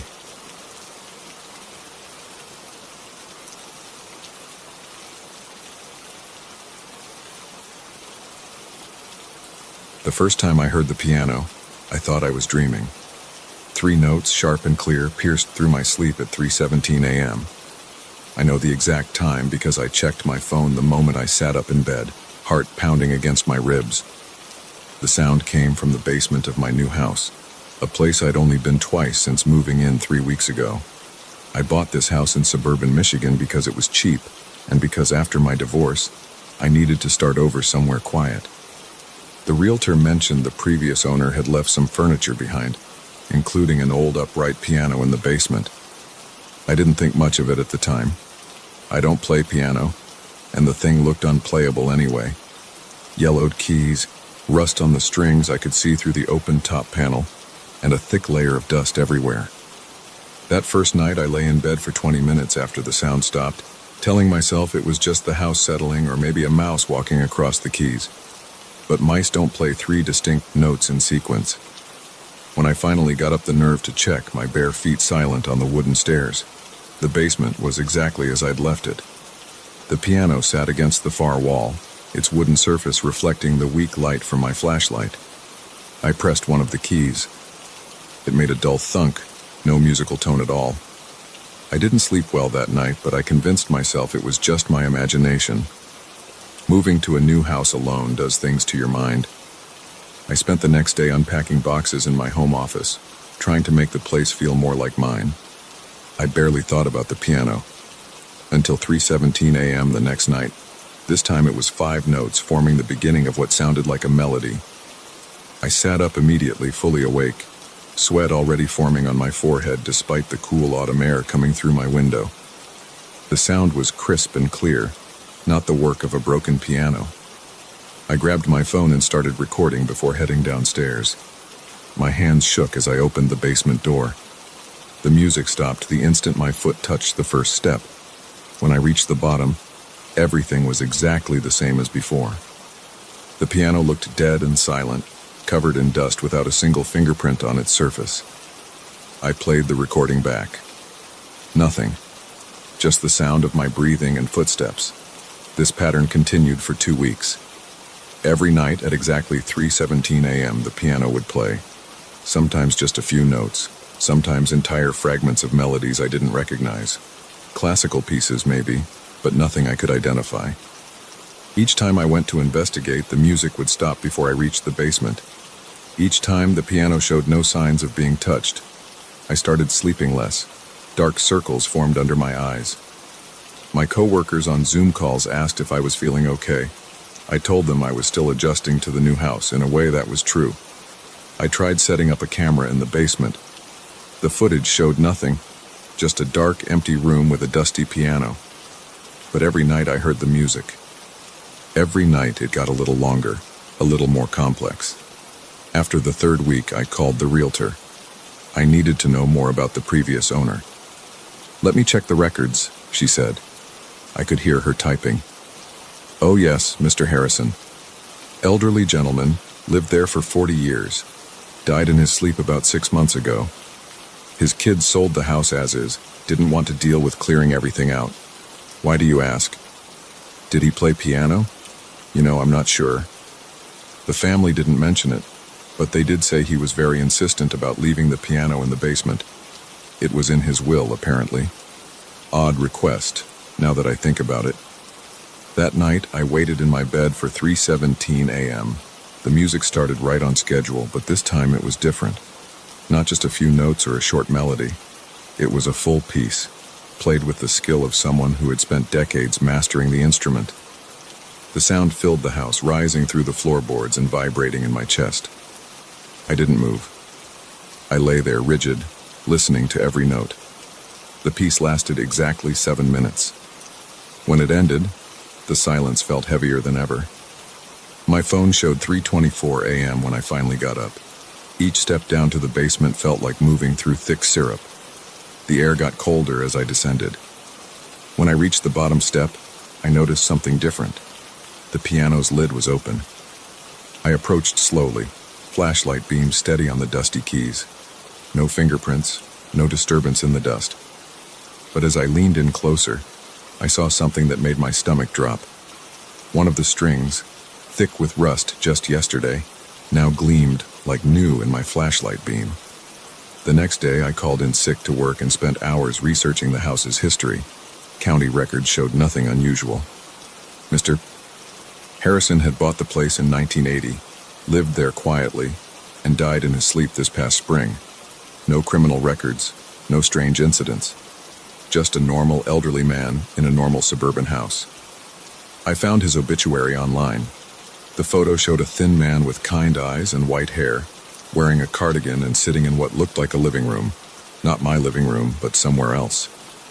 The article mentioned he was survived by 2 children and 5 grandchildren.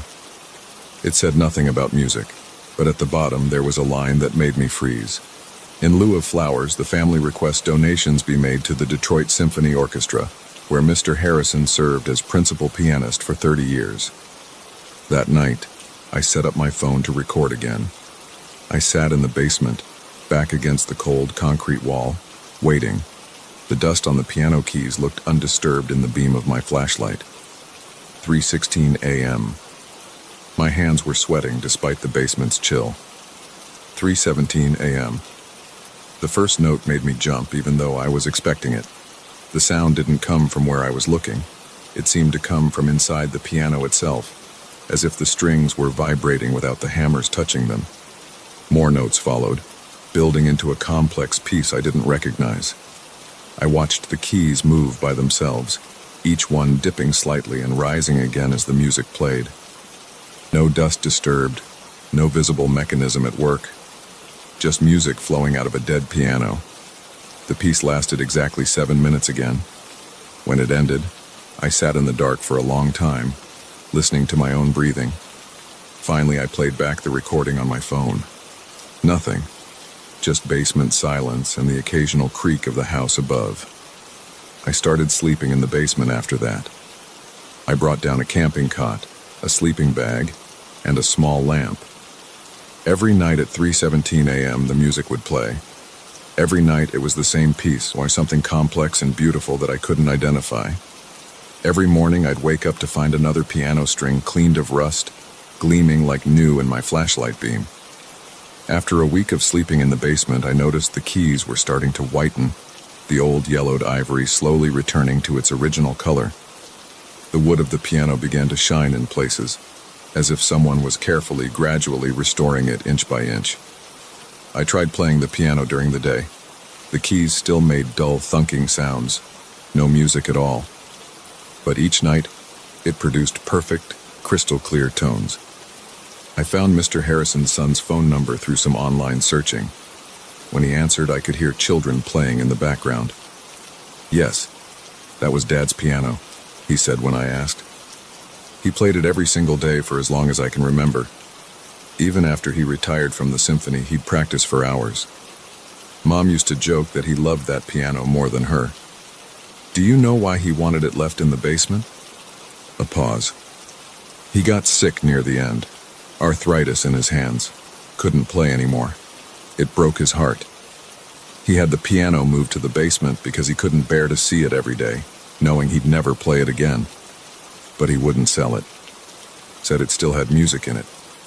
I didn't tell him about the nightly concerts. Instead, I asked, what time did he usually practice? Early morning, before anyone else was awake. He said that's when the music was clearest. Mom said he'd get up at 3-something most days. Crazy old man. He laughed softly. Why do you ask? I thanked him and hung up. That night I did something different. At 3:16 a.m. I sat down at the piano bench. The wood felt cold through my pajama pants. I placed my hands on the keys, feeling the smooth ivory under my fingertips. Some of the keys were still yellowed, but others had returned to a pristine white. 3:17 a.m. The music started, but this time I could feel it through my hands. Each key moved under my fingers, guiding them. I wasn't playing. Something else was moving my hands, pressing each key with precision and skill I didn't possess. The music flowed through me, using me as a conduit. 7 minutes later, when the piece ended, my hands were shaking. I looked down at the keys. Where my fingers had touched, the ivory was completely restored, white and perfect. 3 more strings gleamed like new in the darkness inside the piano. The next night, I sat at the bench again. The same thing happened. My hands moved with the music, and more of the piano restored itself. Night after night, the process continued. Each time I felt less like I was being guided and more like I was learning, remembering something I'd never known. After a month, the piano was completely restored. Every key gleamed white in my flashlight beam. Every string shone like new, and the wood glowed with a rich, deep polish. During the day, I found I could play simple tunes, nothing like the complex pieces that filled the night, but actual music instead of dull thuds. Last night, I sat at the bench at 3:16 a.m. as usual. But when 3:17 came, there was only silence. I waited, hands on the keys, but no ghostly force moved my fingers. Instead, I felt an urge, a memory that wasn't mine, and I began to play. The piece flowed out of me as if I'd known it all my life. My fingers moved across the keys with confidence and skill, drawing forth the same complex melody I'd heard every night for the past month. 7 minutes later, when the final note faded, I sat in the darkness, listening to the silence. I understood then what Mr. Harrison meant about the piano still having music in it. He'd poured 40 years of his life into those keys, those strings. All those early mornings, all that passion and dedication, it couldn't just disappear. This morning, I looked up piano teachers in the area. I have my first lesson next week. After all, I have a lot of practicing to do. The piano is fully restored now, but it still needs someone to play it. And every morning I wake up at 3:17 a.m., sit down at the bench, and play the piece Mr. Harrison taught me, note by note, in the quiet hours before dawn.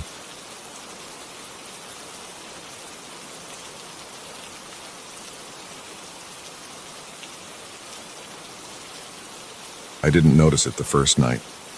Moving into a new place overwhelms your senses. The unfamiliar creaks, the different airflow, the way sound bounces off bare walls. But by the second night, there was no ignoring it. A thick, heavy smell that crept under my door around 3 a.m., like rotting meat left too long in a hot dumpster. I had just moved to Philadelphia from Chicago after my divorce. The apartment was all I could afford on short notice. A studio on the 5th floor of an old brick building in a neighborhood that had seen better days. The rent was cheap, and I needed cheap. The landlord, Mr. Peterson, had barely looked at my application before handing over the keys. "Just don't make noise after 10 p.m., he'd said, his eyes never meeting mine. That second night, the smell woke me from a dead sleep. My throat closed up and I gagged, stumbling to the window to gulp fresh air. The smell filled every corner of the small space, dense, organic, wrong. I checked the mini fridge, the garbage can under the sink. Nothing. By sunrise, it had disappeared completely, leaving me wondering if I'd imagined it. The next night, it came back stronger. I stuffed a towel under my door, but it seeped through anyway. The smell wasn't coming from the hallway. It seemed to emanate from the walls themselves. My eyes watered and my stomach churned. Around 4 a.m. I heard it. Footsteps in the ceiling above me. Slow, deliberate steps moving back and forth. I knew that was impossible. I lived on the top floor. The footsteps continued for exactly 47 minutes. I know because I sat rigid in my bed watching the clock on my phone, too terrified to move. When they finally stopped, I could hear my own heart pounding in my ears. By morning, both the smell and the footsteps were gone. I went to work at the garage where I'd found a job as a mechanic, exhausted and jumpy. That evening, I asked my neighbor across the hall, a tired-looking woman in scrubs, if she'd noticed any strange smells. "I work nights," she said flatly. "I'm never here after dark." She shut her door before I could ask anything else. The pattern continued. Each night the smell grew stronger, and the footsteps more numerous. They weren't just pacing anymore, they moved with purpose, following specific paths across my ceiling. Sometimes they'd stop directly above my bed, and I'd lie there, barely breathing, waiting for something to crash through. After a week, I started sleeping at a 24-hour diner down the street. The waitress, Rita, kept my coffee cup full and didn't ask questions when I dozed in the booth. But I couldn't avoid my apartment forever. My savings were dwindling and I needed real sleep. The next night, I forced myself to stay. The smell came right on schedule, thick enough to make my eyes water. The footsteps started at 3:17 a.m. But this time, there was something new. A scraping sound like fingernails dragging across the ceiling. I grabbed my phone and recorded the sound. The recording picked up the footsteps clearly, but when I played it back the next morning, the audio was distorted by a low, constant hum I hadn't heard in person. I went to the building manager's office. Mr. Peterson wasn't there, but his assistant, a skinny kid with acne, was. "The top floor?" he said when I described the footsteps. "That's impossible. There's just the maintenance crawl space up there. No one goes up there." "Can I see it?" He shook his head. "It's locked. Building code. Only Mr. Peterson has the key." I waited 3 days to catch Mr. Peterson. When I finally cornered him in the lobby, he listened to my story with an expression I couldn't read. "The previous tenant complained about similar things," he said slowly. "She moved out after 2 weeks. Why didn't you tell me?" He shrugged. "She was unstable, had problems. We get all types here." That night, the smell was different, sharper, more metallic. The footsteps came earlier, around 2 a.m. They moved faster, more agitated. The scraping turned into pounding like something was trying to break through. I called the police. They arrived at 3:45 a.m., 2 bored officers who clearly thought I was drunk or high. By then, the sounds had stopped. "We can't hear anything, sir," the female officer said, "and we don't smell anything unusual." "It was here," I insisted. "I recorded it." I played them the audio, but now all it captured was static. They left after writing a report I knew would go nowhere. I sat on my bed until sunrise, jumping at every creak and settling of the old building. The next day, I went to the public library and researched the building's history. It was built in 1922, originally as a hotel. In 1956, it was converted to apartments. There were the usual stories of deaths over the years, elderly residents passing in their sleep, a suicide in 1978, a drug overdose in 1995. Nothing that explained what was happening. But then I found an article from 1987 about a maintenance worker who disappeared. The police suspected he'd stolen from several apartments and run off, but they never found him. His name was Gerald Morton, and he'd worked in the building for 23 years. That night, I waited. The smell came at 2:45 a.m., rot and copper and something else I couldn't identify. The footsteps followed at 3:02 a.m., directly above my bed. Then the scraping started, but it wasn't on the ceiling anymore. It was coming from inside the walls. I grabbed my flashlight and pressed my ear against the wall. The scraping moved downward, getting louder.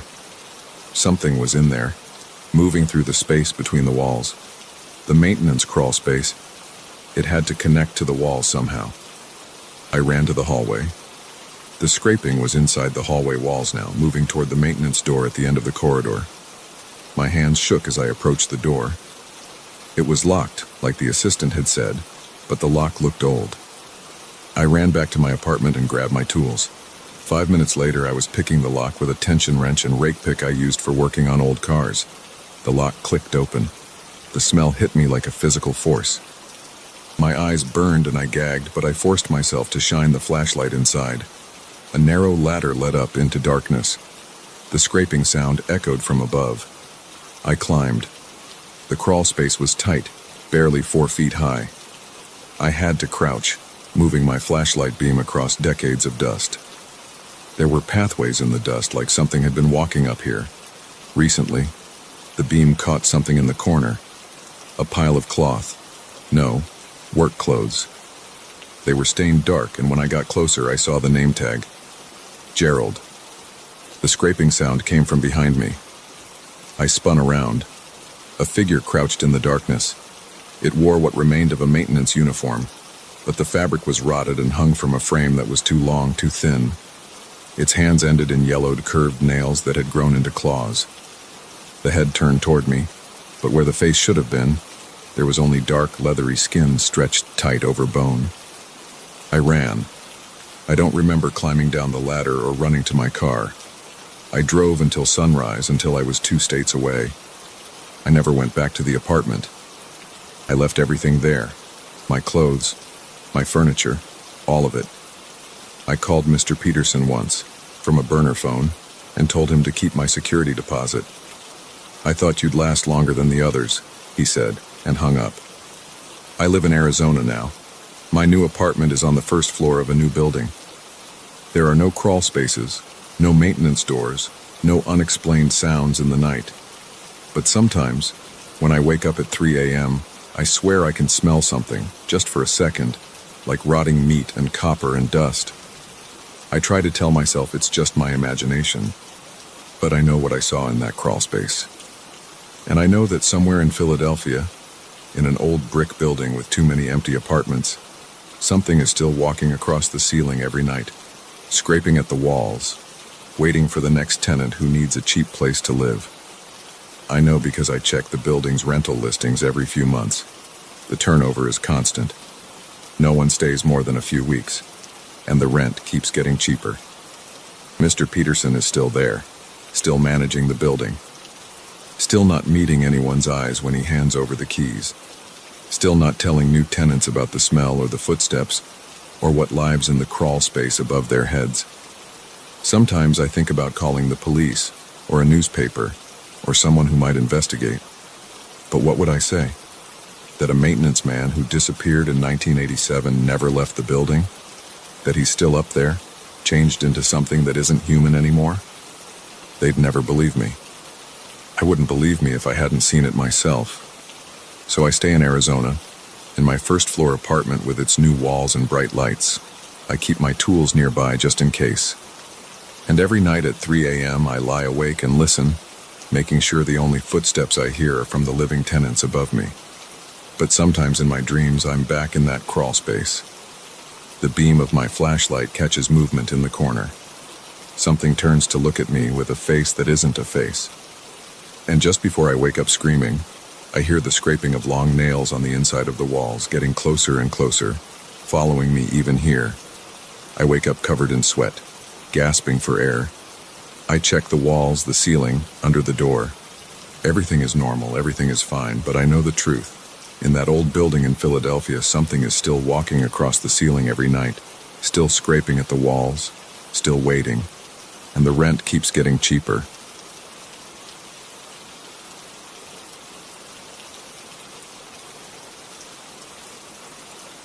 A security camera notification lit up my phone at 2:47 a.m. Someone was standing in my front yard, motionless, staring directly at my house. I wish I had never checked that alert. My throat felt like sandpaper when I woke up that night. The usual glass of water I keep by my bed was empty. I must have drunk it earlier without remembering. The house was dead quiet except for the low hum of the AC.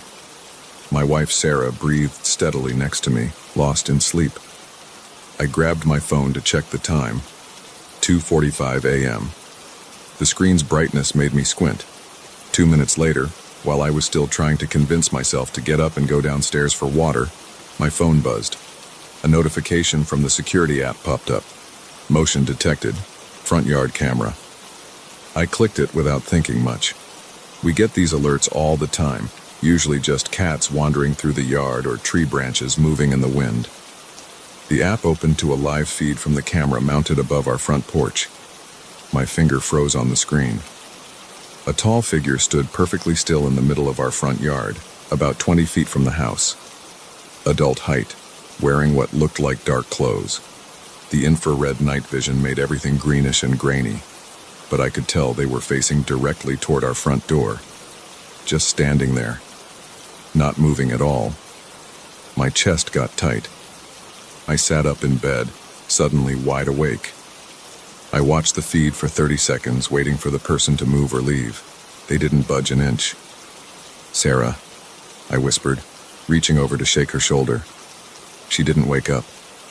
I tried again, louder. "Sarah." She mumbled something and rolled over.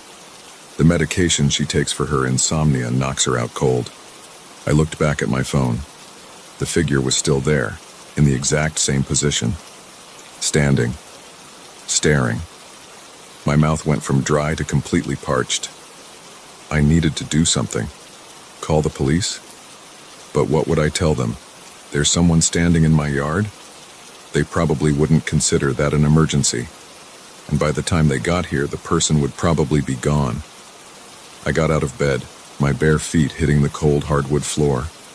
The house felt different at this hour. Familiar shapes turned strange in the darkness. I went to our bedroom window, which overlooks the front yard. The streetlight on the corner cast an orange glow over everything. I could see our yard clearly. No one was there. I checked my phone again. The figure was still visible on the camera feed, standing in the exact same spot. But when I looked out the window, nothing. Just empty yard, still and quiet under the streetlight. My hand shook as I switched between the window view and my phone screen. How was this possible? The camera showed someone right there, plain as day, but I couldn't see anyone with my own eyes. I had to check. I had to know what was going on. I pulled on a pair of sweatpants and grabbed the baseball bat we keep in the closet. The smooth wood felt reassuring in my grip. Our bedroom is on the second floor. I crept down the stairs, stepping over the third step from the bottom that always creaks. The first floor was dark except for the dim blue light from our router in the living room. I went to the front door and looked through the peephole. The yard looked empty, just like from the window. I pulled out my phone again. The figure was still there on the camera feed, standing in the exact same position. My heart pounded against my ribs. I flipped on the porch light. The sudden brightness made me blink. Through the peephole, I could see our entire front yard illuminated. Still empty. My palms were sweating on the baseball bat. I unlocked the deadbolt as quietly as possible, then the doorknob. The door opened with a soft click. Cool night air hit my face. Crickets chirped in the bushes. A car passed on the main road a block away, its engine sound rising and fading. I stepped onto the porch, bat ready. The yard was empty. I walked to the exact spot where the figure appeared to be standing in the camera feed. The grass was dry and crisp under my feet. Nothing looked disturbed. No footprints, no flattened areas, nothing. I checked my phone again. The figure was there, supposedly right where I was standing, but there was nothing. I waved my hand through the air in front of me. Nothing. The back of my neck prickled. I spun around to look at the house. The porch light cast my shadow long across the lawn. The security camera was just visible, mounted under the eaves above the porch. Its small red light blinked steadily. I walked back to the porch and looked up at the camera. Everything seemed normal. No obvious signs of tampering. I opened the security app again and my stomach dropped. The figure was gone. I scrolled back through the footage. The figure appeared at exactly 2:47 a.m. standing motionless. At 3:12 a.m., about 30 seconds ago, it simply vanished. No walking away, no blur of movement. There one frame, gone the next. My hands were shaking so bad I almost dropped my phone. I went back inside, locked the door, and double-checked all the first-floor windows. Everything was secure. I didn't sleep the rest of that night. I sat in the living room with all the lights on, baseball bat across my lap, watching the security feed. Nothing else appeared. The next morning, I checked the camera thoroughly. No signs of hacking or tampering. The footage was still there. A dark figure standing motionless in my yard for exactly 25 minutes, then vanishing into thin air. I didn't tell Sarah. What would I say? That our security camera caught a ghost? That I was losing my mind? I deleted the footage and tried to forget about it. But every night since then, I wake up around 2:45 a.m. I check the camera feed with my heart in my throat, dreading what I might see.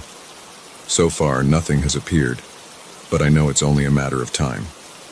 Tonight, my phone just buzzed with a motion alert. It's 2:47 a.m.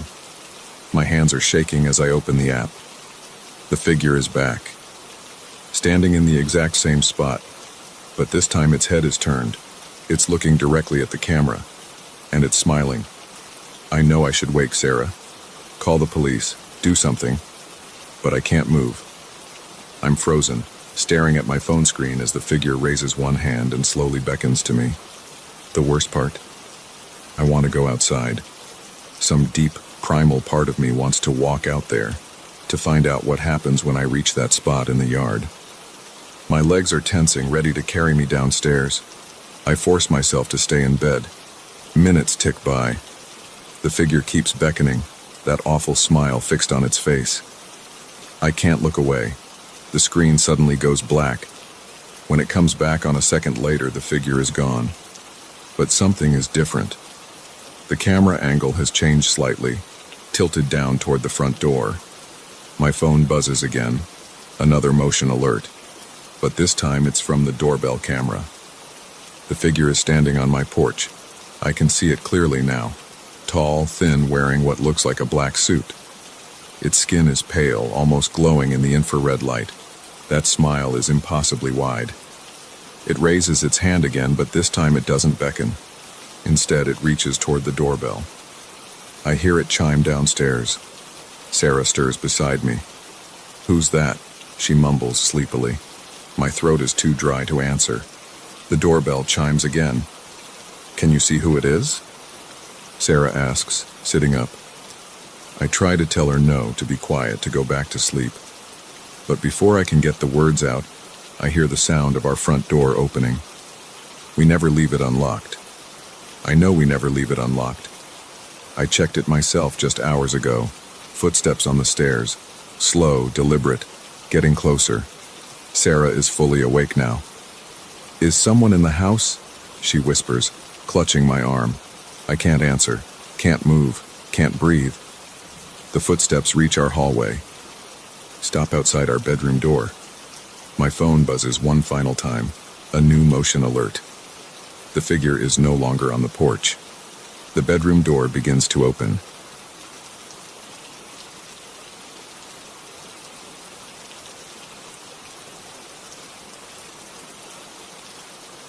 The first letter fell out of a cardboard box when I was clearing the attic of my newly rented house in Burlington, Vermont. It hit the wooden floorboards with a soft tap, landing face up. My name was written on the envelope in neat black handwriting, to James Wheeler. I picked it up. The paper felt old and brittle between my fingers. The postmark showed a date from 1992, exactly 30 years ago. I tore it open and pulled out a single sheet of paper. The first line made my hands shake. "Dear James, by the time you read this in 2022, you'll have just moved into 47 Maple Street after your divorce from Sarah." I sat down hard on a dusty wooden chest. Sarah and I had finalized our divorce 3 months ago. I'd only signed the lease on this house last week. Nobody could have known I'd be here. The letter continued. "You're probably sitting on the old chest right now, trying to make sense of this. Don't worry. There are more letters. Each one will explain something about your life that I shouldn't be able to know. I wrote these decades ago, but they're all for you, James. For right now. For today. My throat felt dry. I dug through the box where I'd found the first letter. There were 12 more envelopes, each addressed to me, each postmarked from different dates in the past. I spread them out on the attic floor, dust swirling in the weak light from the single window. The second letter was postmarked 1995. Inside, it described my college years at UVM, including details nobody else could know, like the night I snuck onto the roof of Williams Hall with Jenny Parker and almost got caught by campus security. I'd never told anyone about that. My hands trembled as I opened the third letter from 1998. It described my first job at Burlington Software, including the exact words my boss said when he hired me. "You seem like a straight shooter, James. We need more of those around here." I'd forgotten that line until reading it now. The fourth letter knew about the camping trip where I met Sarah.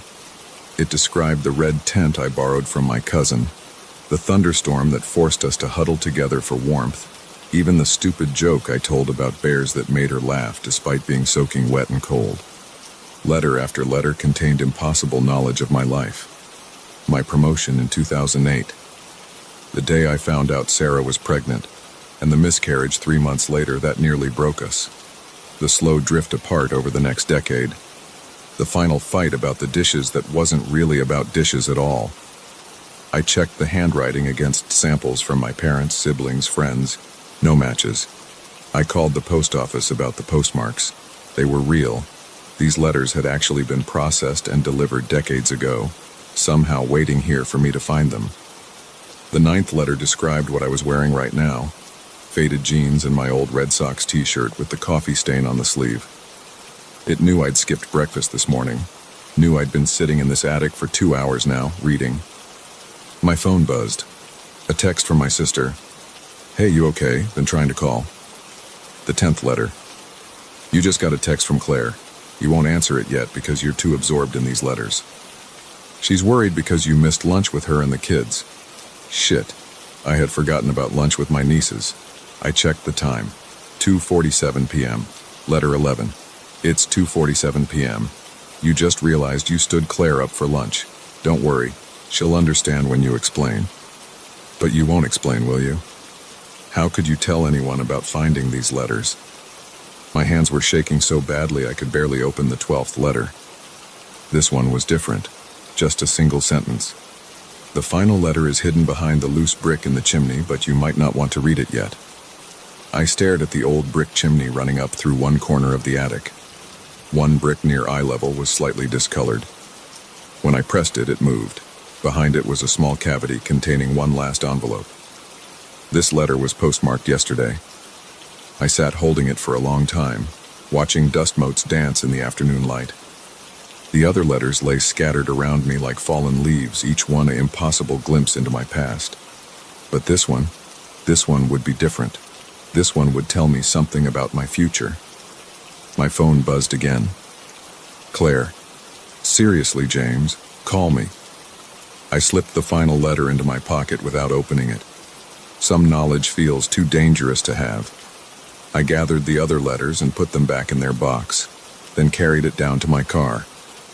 I drove to the lake and sat watching the water until sunset. That night I burned all the letters except the last one. I watched them curl and blacken in my fireplace, taking their impossible knowledge with them. The final letter I sealed in a new envelope and buried in the backyard under the big maple tree. 5 years have passed. The letter is still there, waiting. Sometimes on sleepless nights I stand at my bedroom window and look down at that spot under the tree. Sometimes I think about digging it up, but I never do. Last week I found another letter in my mailbox. No postmark, no return address. Just my name in that same neat handwriting. Inside was a single line. Smart choice, not reading the last one. But you'll need to dig it up on March 15th, trust me. March 15th is tomorrow. I'm writing this all down now because I need someone to know what happened, even if I never show it to anyone.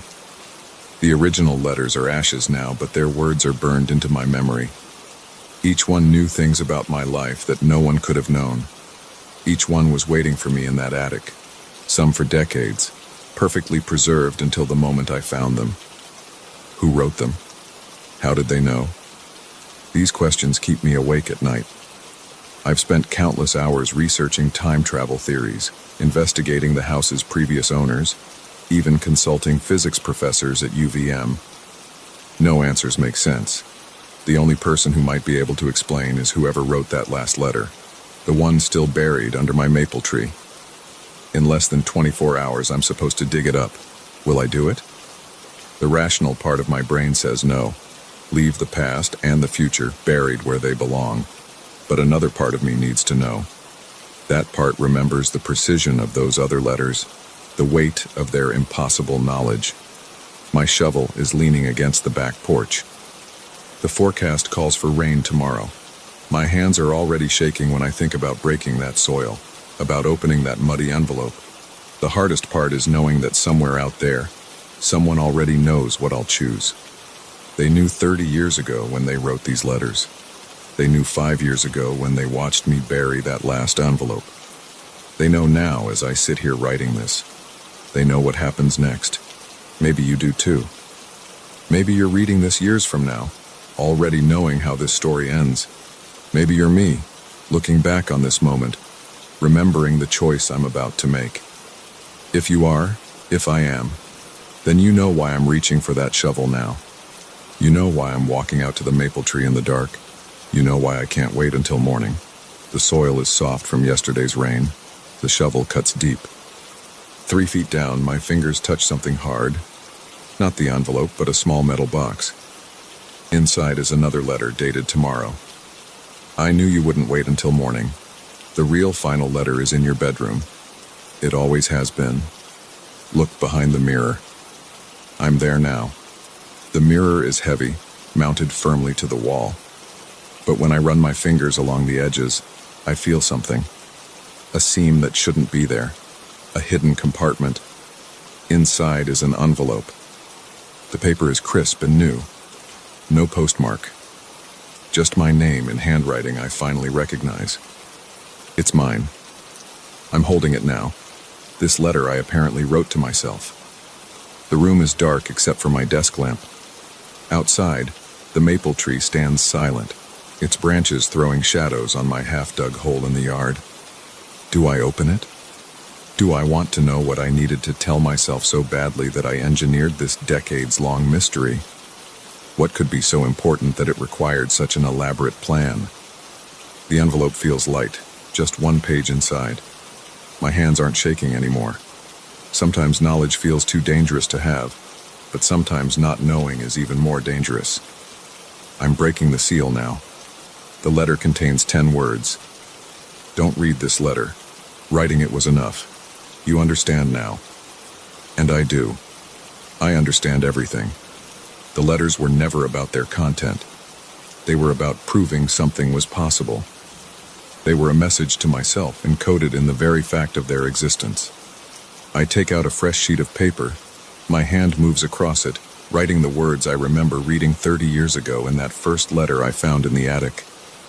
Dear James, by the time you read this in 2022, I have a lot of letters to write, and a very specific set of dates to mail them on, and a house on Maple Street to make sure stays empty until exactly the right moment. The hardest part will be waiting. But I already know I succeed. After all, I remember reading these letters. Time isn't what we think it is. Neither is cause and effect. Neither is memory. I fold the first letter carefully and seal it in an envelope. Tomorrow I'll mail it, postmarked 1992. Then I'll write the next one and the next. 12 letters in total, plus the fake final letter to bury under the maple tree, plus the one behind the mirror. Everything has to be perfect. Everything has to happen exactly as I remember it happening. Because somewhere out there I'm about to rent a house on Maple Street. Somewhere out there I'm about to find a letter with my name on it. And I need to make sure I find it.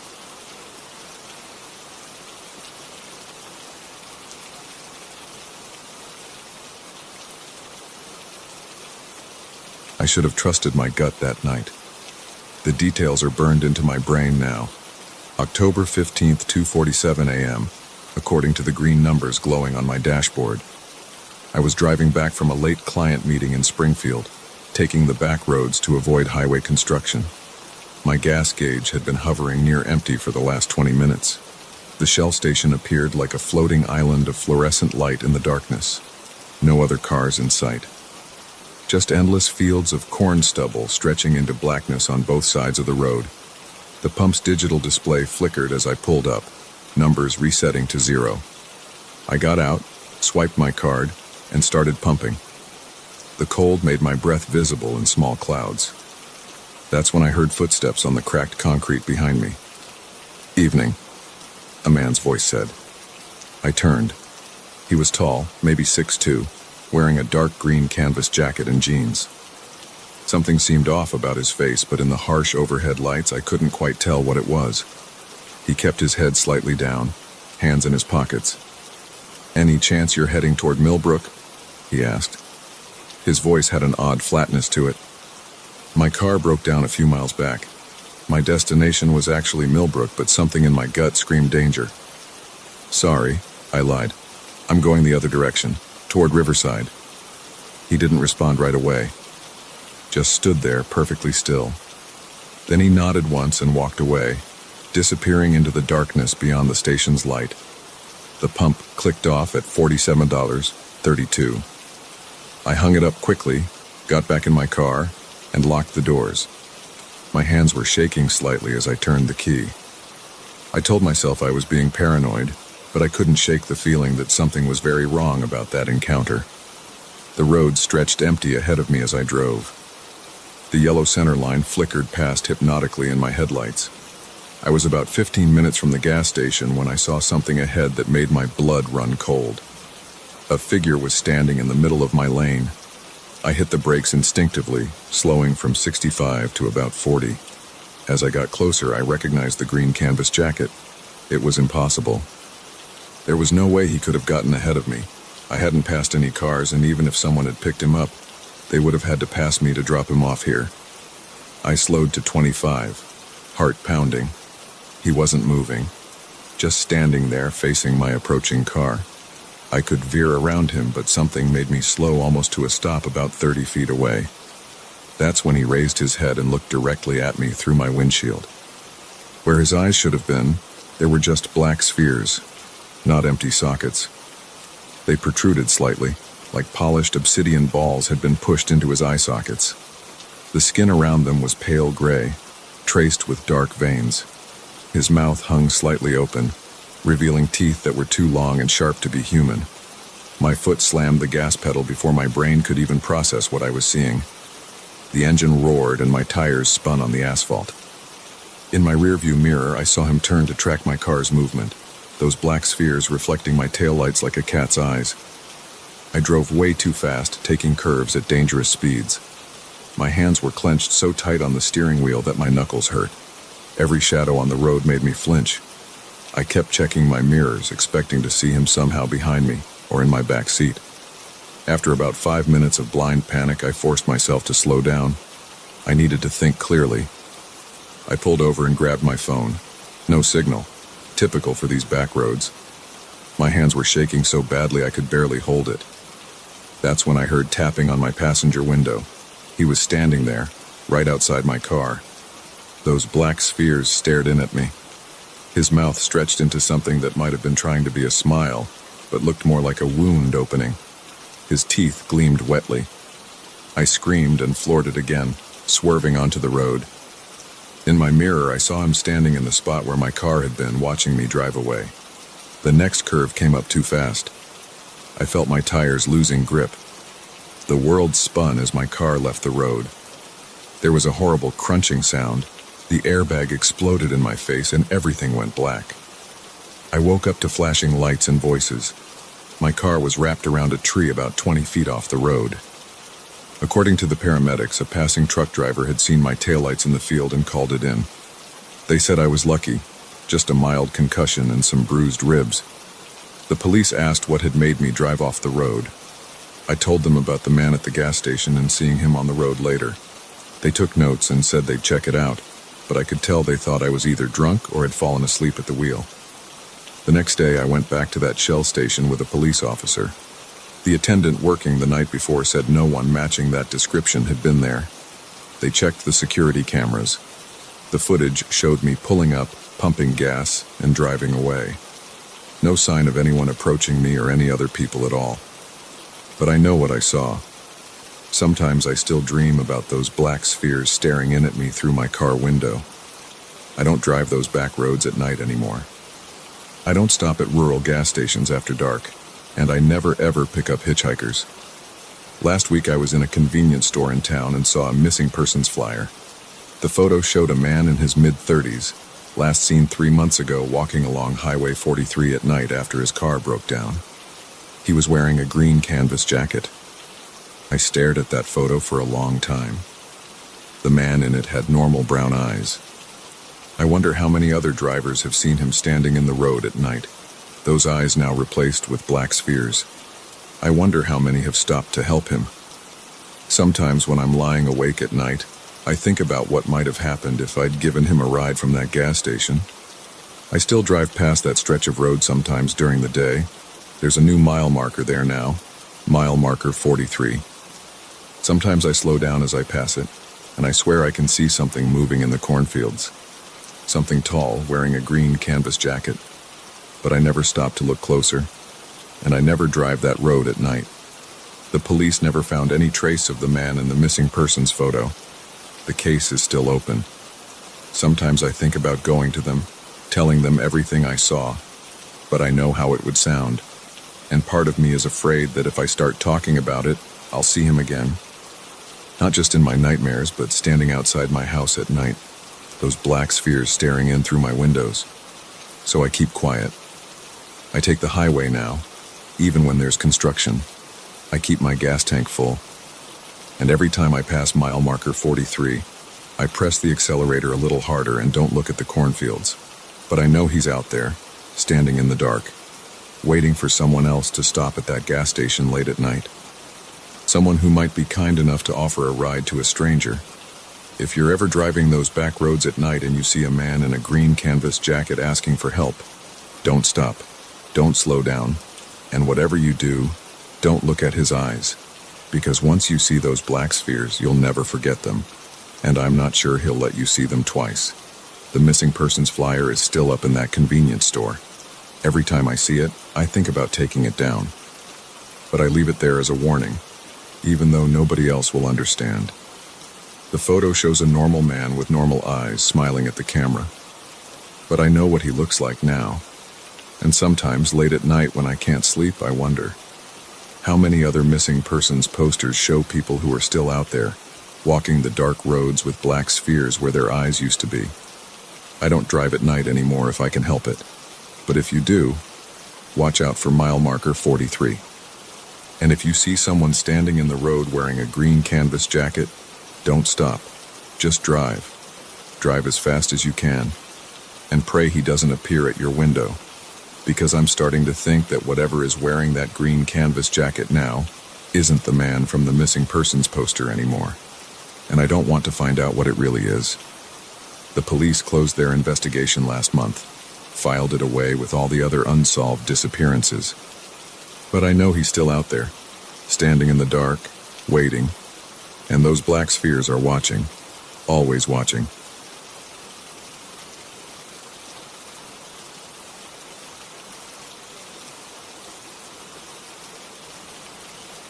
I should have known something was wrong when I saw no other cars in the parking lot. But after 14 hours on the road, my mind wasn't working right. I just needed food, coffee, and a break from the endless highway stretching between Phoenix and Dallas. The neon sign buzzed above the small roadside diner, casting a red glow across my windshield. Mary's Place, open 24 HRS, it proclaimed in flickering letters. The building sat alone on that empty stretch of desert highway, a single-story rectangle of tan concrete with large windows running along the front. I pulled my Toyota Camry into the gravel lot at 3:47 a.m. The crunch of tires on loose stone seemed too loud in the dead silence of the night. No crickets chirped, no wind blew, just the quiet hum of my engine before I turned the key and killed it. My legs cramped as I stepped out of the car. The air felt thick and stagnant, like breathing through a wet cloth.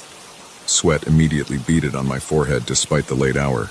Summer nights in New Mexico didn't offer much relief from the heat. A bell jingled as I pushed open the glass door. Cold air conditioning hit my face, a welcome change from the muggy night outside. The fluorescent lights hummed overhead, harsh and bright after hours of darkness. The diner looked like dozens of others I'd stopped at over the years.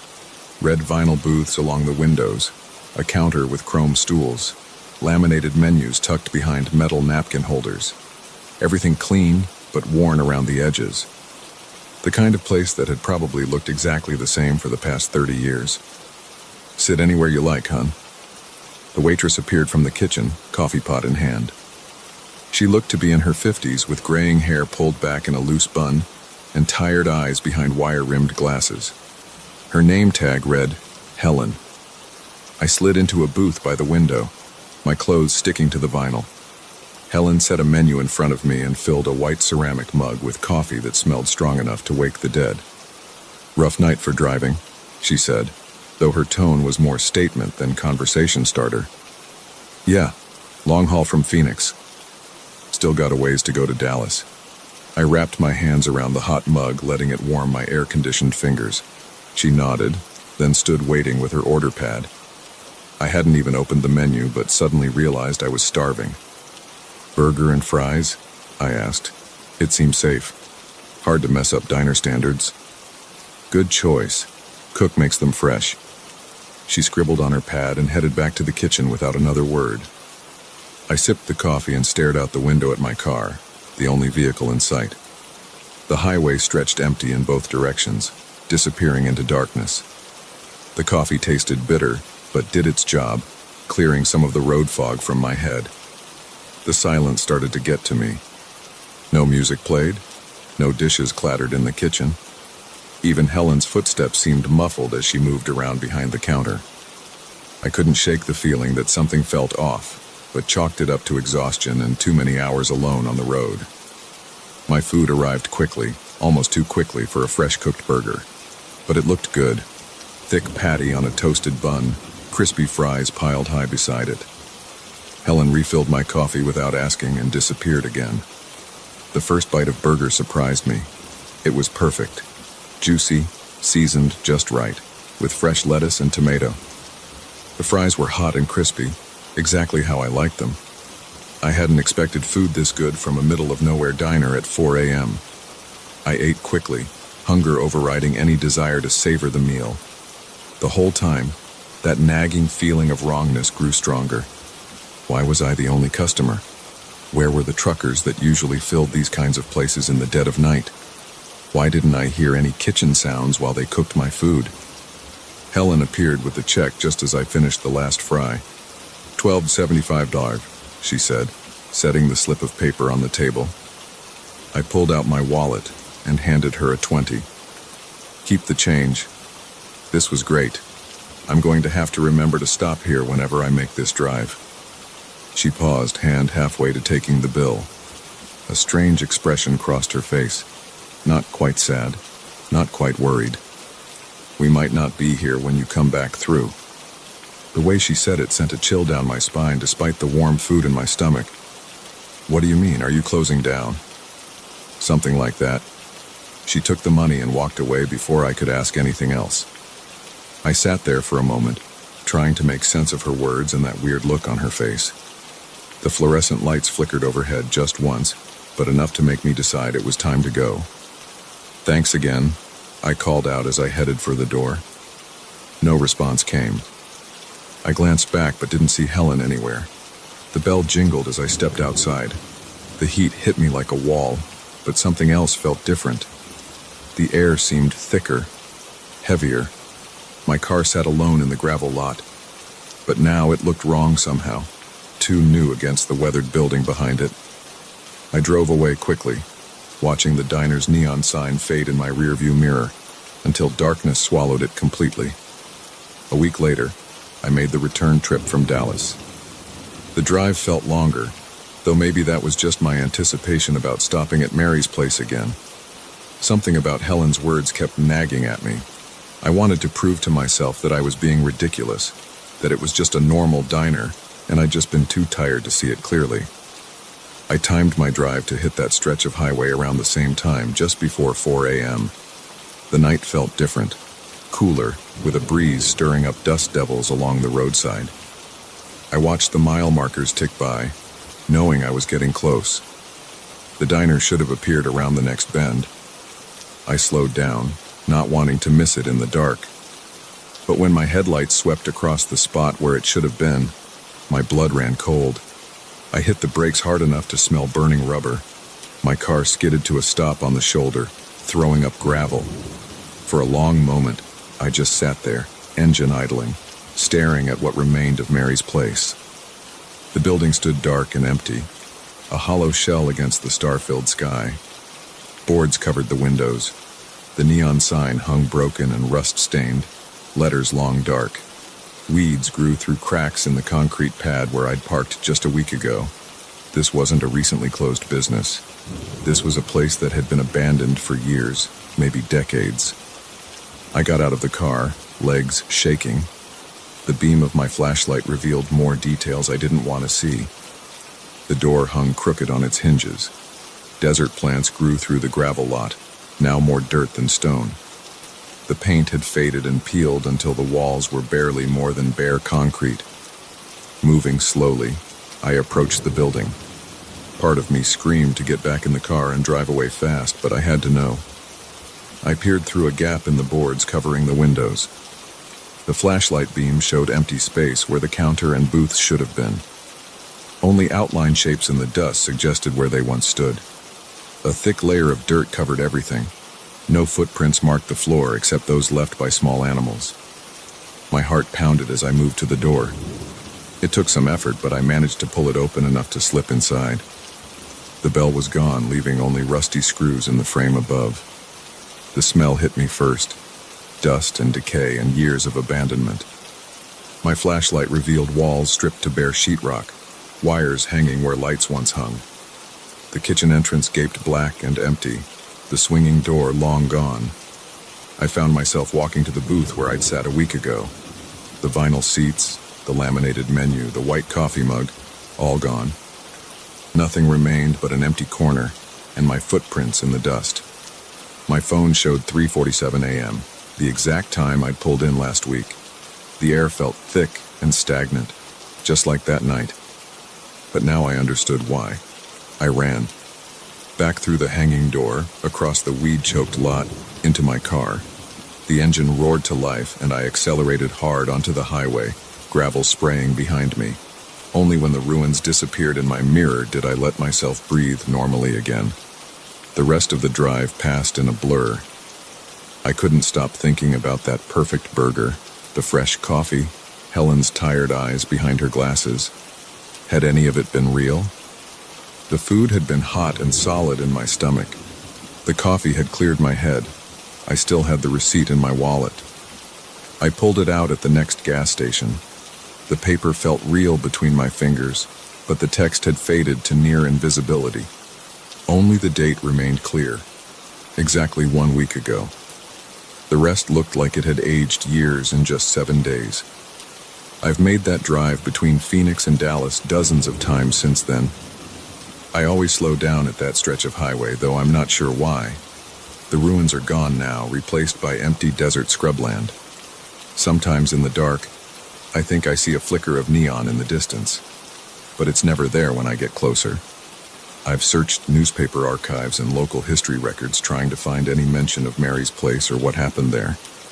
The closest I've come is a brief article from 1987 about a diner that burned down in that area. The only fatalities were the night cook and a waitress named Helen Martin. I still have that receipt. The paper has gone yellow and brittle, but I keep it in my wallet. Sometimes I take it out and run my fingers over the faded text, wondering if I imagined the whole thing. But then I remember the taste of that burger, the smell of the coffee, and Helen's strange words. "We might not be here when you come back through." She was right. They weren't there when I came back. Maybe they hadn't been there for a very long time. These days I don't stop at isolated diners in the middle of the night anymore. I pack snacks and thermoses of coffee for long drives. And if I do have to stop somewhere after dark, I make sure there are other cars in the parking lot, other customers inside, signs of life and movement in the normal flow of time. Because sometimes, in the dead hours of the night, places can exist that shouldn't. Sometimes the line between what's real and what's gone gets thin enough to cross. And sometimes, if you're not careful, you might find yourself being served the best burger of your life by someone who died 30 years ago. I don't know if Helen and the cook know they're dead. I don't know if that diner exists in some kind of loop, serving endless meals to tired travelers who happen to stop at just the right or wrong moment. I don't know if I actually experienced what I think I did, or if 14 hours of driving just broke my brain for a while. But I do know this. If you're driving alone late at night and you see a diner standing alone in the darkness, check the parking lot first. If yours would be the only car there, keep driving. The coffee might be good, the burger might be perfect, but some meals come with a side of questions you don't want answered. And if you do stop, and everything seems just a little too quiet, pay attention to what the waitress says when you leave. She might be trying to tell you something important about the nature of where and when you really are. I haven't driven that stretch of highway at night since my last visit to the ruins. These days I time my trips to pass through there in broad daylight. But sometimes when I'm driving late on other roads and I see a lonely diner's neon cutting through the darkness, I wonder about Helen and that perfect burger and the receipt that aged 30 years in a week. And I keep driving.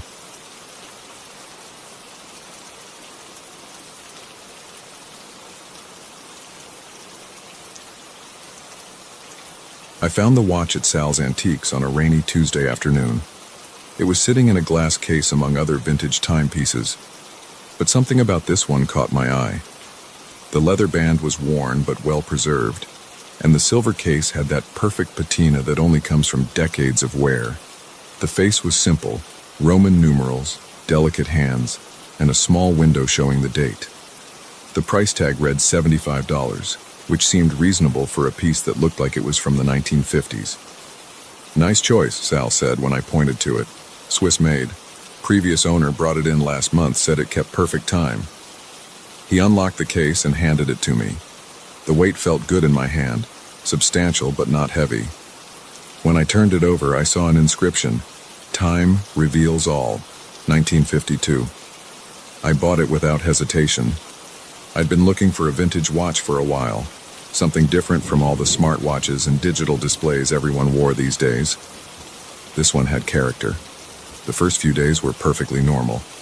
The watch kept excellent time, and I got several compliments at work. I liked the soft ticking sound it made, not loud enough to be annoying, just enough to remind me it was there. I even started taking off my Apple Watch, preferring the classic look of my new purchase. Then, exactly 1 week after I bought it, I woke up at 2 a.m. to find the watch had stopped. The hands were frozen at 2 hours exactly. I figured the spring needed winding, so I adjusted the crown and set it to the correct time. No big deal. But the next night, the same thing happened. 2 a.m. stopped dead. This time I was awake when it happened. I'd been working late on a project. I actually heard the ticking stop. I wound it again, slightly annoyed but not too concerned. Old watches can be temperamental. The third night I decided to stay up and watch it, curious about this pattern. As the hands approached 2 a.m., I stared at the face. The second hand moved smoothly, tick, tick, tick, until exactly 2 kg and then nothing. Complete stillness. That's when I heard the TV turn on downstairs. I live alone in a 2-story house. The TV was definitely off when I went upstairs. I distinctly remembered turning it off because I'd been watching Netflix earlier. Now I could hear the unmistakable sound of static coming from my living room. My first thought was burglars. I grabbed my phone and the baseball bat I keep under my bed, then crept to the top of the stairs. The blue glow of the TV screen lit up the living room, casting weird shadows on the walls. But there was nobody there, just static on the screen, that harsh white noise hiss filling the room. I went downstairs, checked all the windows and doors. Everything was locked. The remote was exactly where I'd left it on the coffee table. I turned off the TV, double-checked all the locks again, and went back upstairs. My heart was pounding, but I told myself there had to be a logical explanation. Maybe there was a power surge that triggered the TV's auto-on function, if that was even a thing. I looked at the watch, still frozen at 2 hours. I wound it again and set the correct time, which was now 2:15 a.m. That's when I heard the footsteps. They came from directly above my bedroom. Clear, deliberate steps moving across the attic floor. The thing is, my attic is filled with boxes and old furniture. There's barely room to stand up there, let alone walk around. And the only access is through a pull-down ladder in the hallway, which was still firmly closed. The footsteps moved slowly from one end of the attic to the other, each step accompanied by a low creak of floorboards. I stood frozen in my bedroom, baseball bat clutched in my sweating hands, as the steps moved back and forth, back and forth. At exactly 2:30 a.m., they stopped, just like that. The watch started ticking again, as if nothing had happened. I didn't sleep at all that night. The next day at work, I could barely focus. I kept looking at the watch, dreading what would happen that night. I thought about not wearing it, but something told me that wouldn't make a difference. This wasn't about the watch itself, it was just marking time for whatever was happening in my house. I decided to document everything.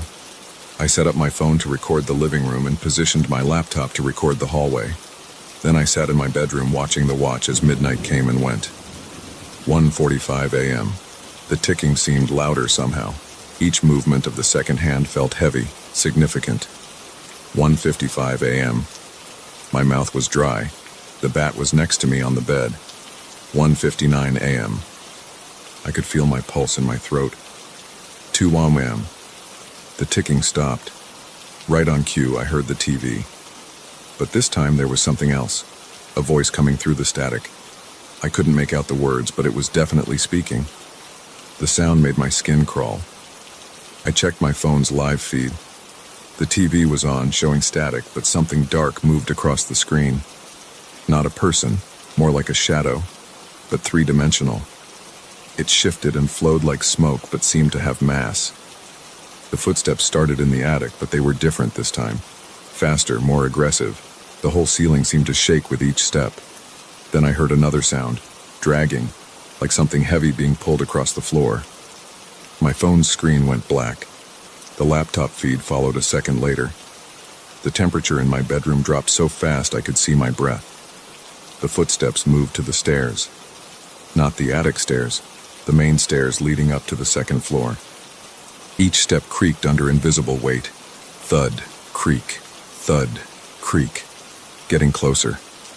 I sat paralyzed on my bed, gripping the baseball bat so hard my knuckles were white. The footsteps reached the top of the stairs. They moved down the hallway, steady and deliberate, getting closer to my bedroom. They stopped right outside my door. The handle started to turn. I wanted to scream, but couldn't make a sound. The door opened slowly, the hinges groaning. The hallway was pitch black, but the darkness in the doorway seemed different, deeper, almost solid. The temperature dropped even further. The shadow moved into my room. It had no definite shape, but I could feel it looking at me. The air felt thick, like trying to breathe underwater. My chest tightened. The shadow drifted closer. I swung the bat. It passed right through the darkness, but the shadow recoiled. The temperature rose a few degrees. Encouraged, I swung again, shouting wordlessly. The shadow retreated to the doorway. Then I heard a voice, not from the TV this time, but right there in my room. It was barely a whisper, but I heard it clearly. Not yet. The shadow disappeared. The TV turned off downstairs. The temperature returned to normal. I looked at the watch. 2:30 a.m. exactly. It started ticking again. I spent the next day researching the watch. I went back to Sal's Antiques, but Sal claimed he couldn't remember who sold it to him. I searched online for similar models, for stories about haunted watches, for anything that might explain what was happening. Finally, buried in a local history forum, I found something. A post from 3 years ago mentioned a Charles Weathers who died in 1952, the year inscribed on my watch. He had been a watchmaker in town, known for his custom pieces. According to the Post, he died in his sleep at 2:30 a.m. after a break-in at his shop. Nothing was stolen except one watch he'd just finished making. The next part made my blood run cold. Weathers had been working on a special commission, a watch that would help the owner see beyond the veil at the hour of his death.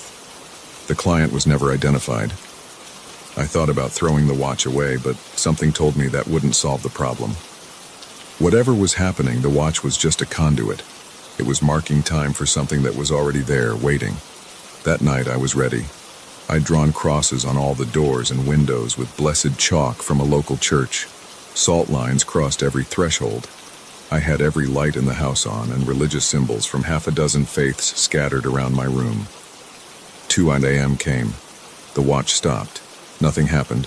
No TV, no footsteps, no temperature drop. For a moment I thought it was over. Then I heard something new. The sound of gears turning, lots of them, like being inside a massive clock. It seemed to come from everywhere at once. The walls vibrated with it. Pictures fell from the walls. The salt lines rippled as if in a wind that I couldn't feel. The shadow appeared in the center of my room, bypassing all my defenses. But this time it had a shape, the vague outline of a man in old-fashioned clothes. As I watched, frozen, it became more defined. I could make out features. A lined face, wire-rimmed glasses, a watchmaker's loop in one eye. Charles Weathers looked exactly like his picture in the forum post. He smiled at me. Not a threatening smile. It was almost sad. "You found it," he said. His voice sounded like gears grinding together. "I've been waiting for someone to find it." "The watch?" I managed to ask. He nodded. "My last piece. My masterpiece. Do you know what time really is?" I shook my head. "Time is a door," he said, "and at certain moments it opens. 2 a.m. to 2:30 a.m. That's when the gears of reality grind the slowest. When the space between ticks is wide enough to slip through. What do you want?" "Want?" He seemed surprised by the question. "I don't want anything. The watch does what it was made to do. It shows what's always there, just hidden behind the seconds and minutes. The things that live in the spaces between moments." The grinding sound got louder. Weathers looked at my watch. "Almost time," he said. "For what?" "For you to choose. Keep wearing the watch, and you'll learn to see more, or give it back and return to your safe, solid time." "Give it back to who?" "To me, of course." He held out his hand. The grinding was so loud now I could barely hear myself think. I looked at the watch. It was still frozen at 2 a.m., but somehow I knew exactly how much time I had left to decide. The second hand trembled slightly, like it was fighting to move. I thought about the past few nights, the terror and confusion. But I also thought about what Weathers had said, about seeing what was hidden behind the moments, about the spaces between ticks where impossible things lived. The grinding reached a crescendo.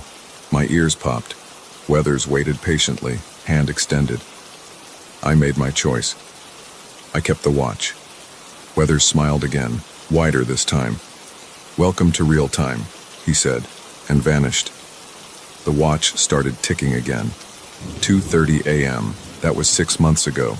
The TV still turns on every night at 2 a.m. The footsteps still cross my attic. The shadow, Weathers, still visits. But I'm not afraid anymore. He was right about the spaces between moments. I've learned to see things in those 30 minutes that I never imagined could exist. Sometimes, on particularly quiet nights, I sit in my living room and watch the static on the TV. Voices come through sometimes, speaking in languages that don't exist at any other hour. Shapes move through my house, going about business I can't comprehend. The watch stops, but time, real time, flows strangely in those moments. I've started taking notes, drawing sketches of what I see, writing down the impossible words I hear. Weathers appears sometimes to look over my shoulder, nodding approvingly. The watch still sits on my wrist, marking time as it always has. But now I know that time isn't what we think it is. It's not a straight line or even a circle. It's more like a gear, full of teeth and spaces, gaps where something else can slip through. And every night at 2 a.m. for 30 minutes, I get to see what lives in those gaps. The watch stops, but everything else comes alive. I check the time as I write this. 1:59 a.m. The second hand moves steadily toward the top of the dial. I can already feel the air getting heavier, the space between ticks stretching out like taffy. Time for another night of real time. Tick, tick, stop.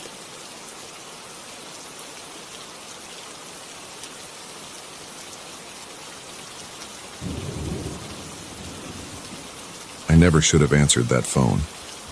The ancient rotary model sat quietly in my basement for weeks after I moved in, just gathering dust on a shelf. I ignored it completely until that night in October when it actually rang. That single decision, to pick up that receiver, changed everything. The previous owners left the phone behind when they moved out, along with other junk they didn't want to deal with. I didn't mind. Moving into this old house in rural Massachusetts was already expensive enough, and clearing out their abandoned stuff wasn't high on my priority list.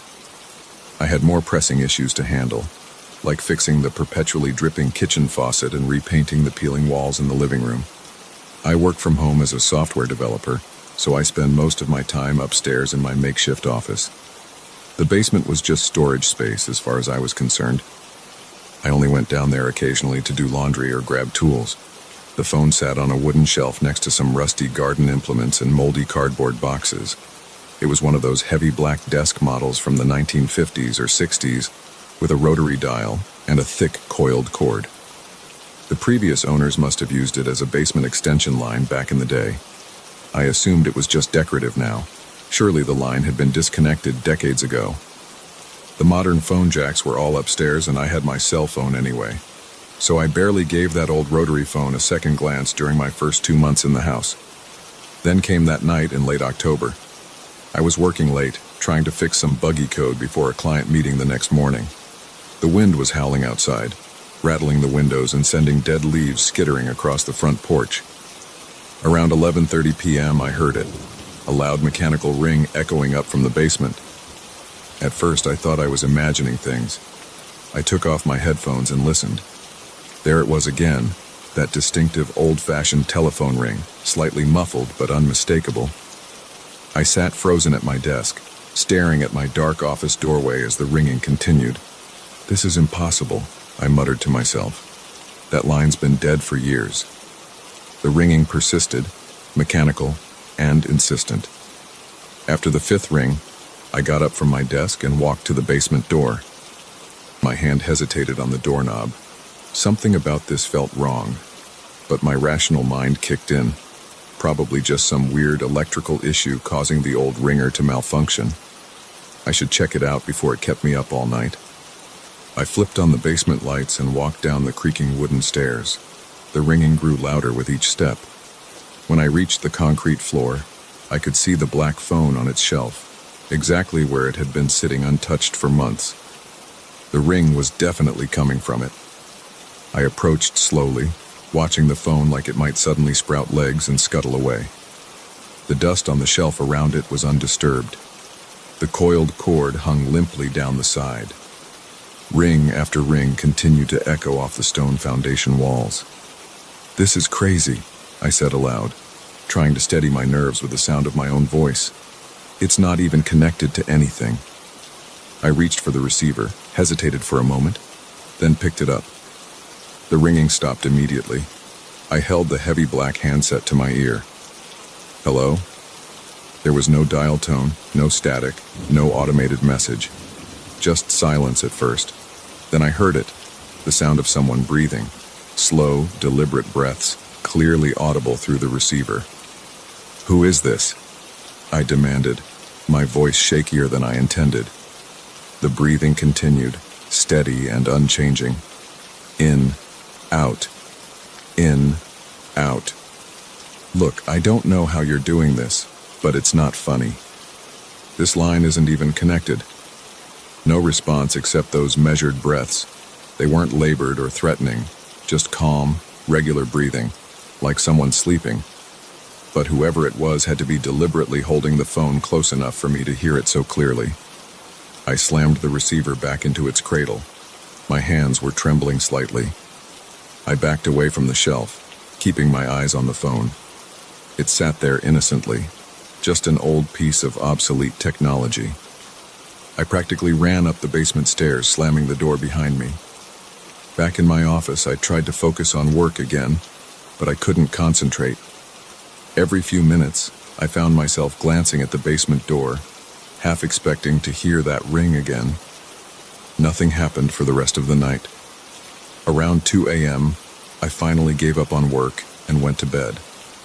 I lay awake for hours, straining to hear any sound from downstairs. Eventually, exhaustion won out, and I drifted off into uneasy sleep. The next morning, I convinced myself I had imagined the whole thing. Sleep deprivation and too much coffee playing tricks on my mind. Still, I avoided the basement for the next few days. By Friday, I had almost put the incident out of my mind. I needed to do laundry, so I forced myself to go down to the basement in the middle of the afternoon. Bright sunlight streamed through the small ground-level windows. The phone sat exactly as it always had, covered in dust. Out of curiosity, I picked up the receiver and held it to my ear. Complete silence, not even the hum of a dial tone. I set it back down and examined the phone more closely. The cord disappeared behind the shelf, but when I pulled it out, I could see it had been cut off about 6 inches from where it entered the phone base. This thing wasn't connected to anything. I seriously considered throwing it away right then. But something stopped me. Maybe just my natural tendency to procrastinate on household chores. I left it there and went about my laundry. That night it rang again. Same time, 11:30 p.m. exactly. I was in bed reading when I heard it start. The ring sounded different from upstairs. Hollower, more distant, but still clearly audible through the floor. I put down my book and sat perfectly still, listening. Ring after ring echoed up from below. My heart was pounding in my chest. This time I knew I wasn't imagining it. The logical part of my brain started running through explanations. Maybe someone was playing an elaborate prank. But how? The phone wasn't connected to anything. Could it be picking up interference from something else? But what could make an old rotary phone ring without power? The ringing continued, demanding an answer. I got out of bed and walked downstairs to my office. Through the basement door, I could hear it more clearly now. I stood there for several minutes debating what to do. Finally, I opened the door. The basement lights were off and the ringing seemed to echo up the dark stairwell. I flipped the switch and walked down, my bare feet cold on the wooden steps. The phone looked exactly the same as always. I approached it slowly, watching the dust motes dance in the air around it, stirred up by my movement. The ringing stopped as soon as my hand touched the receiver. I lifted it to my ear, my mouth dry. Hello? The breathing started immediately. Slow, steady breaths, perfectly regular. In, out, in, out. This time, I forced myself to listen more carefully. The sound had an odd quality to it, not quite natural, almost like it was coming from very far away, or through some kind of filter. Who are you? I asked. What do you want? The breathing continued unchanged. I stood there listening for several minutes, but nothing changed. Finally, I set the receiver down gently. Back upstairs, I grabbed my phone and called my friend Mike, who works in IT security. It was late, but I knew he'd still be up. Hey man, weird question.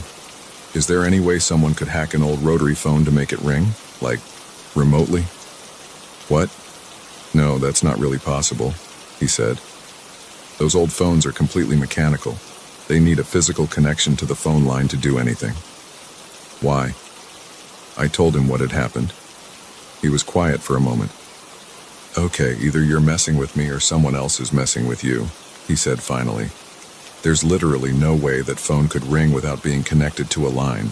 Physics doesn't work that way. I know how it sounds, but I swear it's happening. Look, want me to come check it out tomorrow? I can bring some equipment, see if there's any weird electromagnetic activity or something. I agreed immediately. Having another person investigate would help prove I wasn't going crazy. Mike came over the next afternoon with a duffel bag full of testing equipment. He examined the phone thoroughly, confirming that it wasn't connected to anything. He tested for electromagnetic fields, radio frequencies, and a bunch of other things I didn't understand. Everything came up normal. "This is just an ordinary old phone," he concluded. "A nice vintage model, actually. Probably worth something to a collector. But it's completely inert. No power, no connection, nothing unusual at all." "So, how do you explain what's happening?" He shrugged. "Bad dreams? Stress hallucinations? Or maybe someone installed some kind of hidden speaker to mess with you. Want me to stay tonight and see if anything happens?" I agreed eagerly. Mike set up his laptop and some monitoring equipment, and we waited. 11:30 p.m. came and went. Nothing happened. "See? Probably just your imagination," Mike said around midnight. He packed up his gear and left. I went to bed frustrated and confused. Was I really just imagining things? But it had seemed so real. The phone stayed silent for the next 3 nights. I was just starting to relax when it happened again. This time it was 3:17 a.m. when the ringing jolted me awake. I sat up in bed, instantly alert.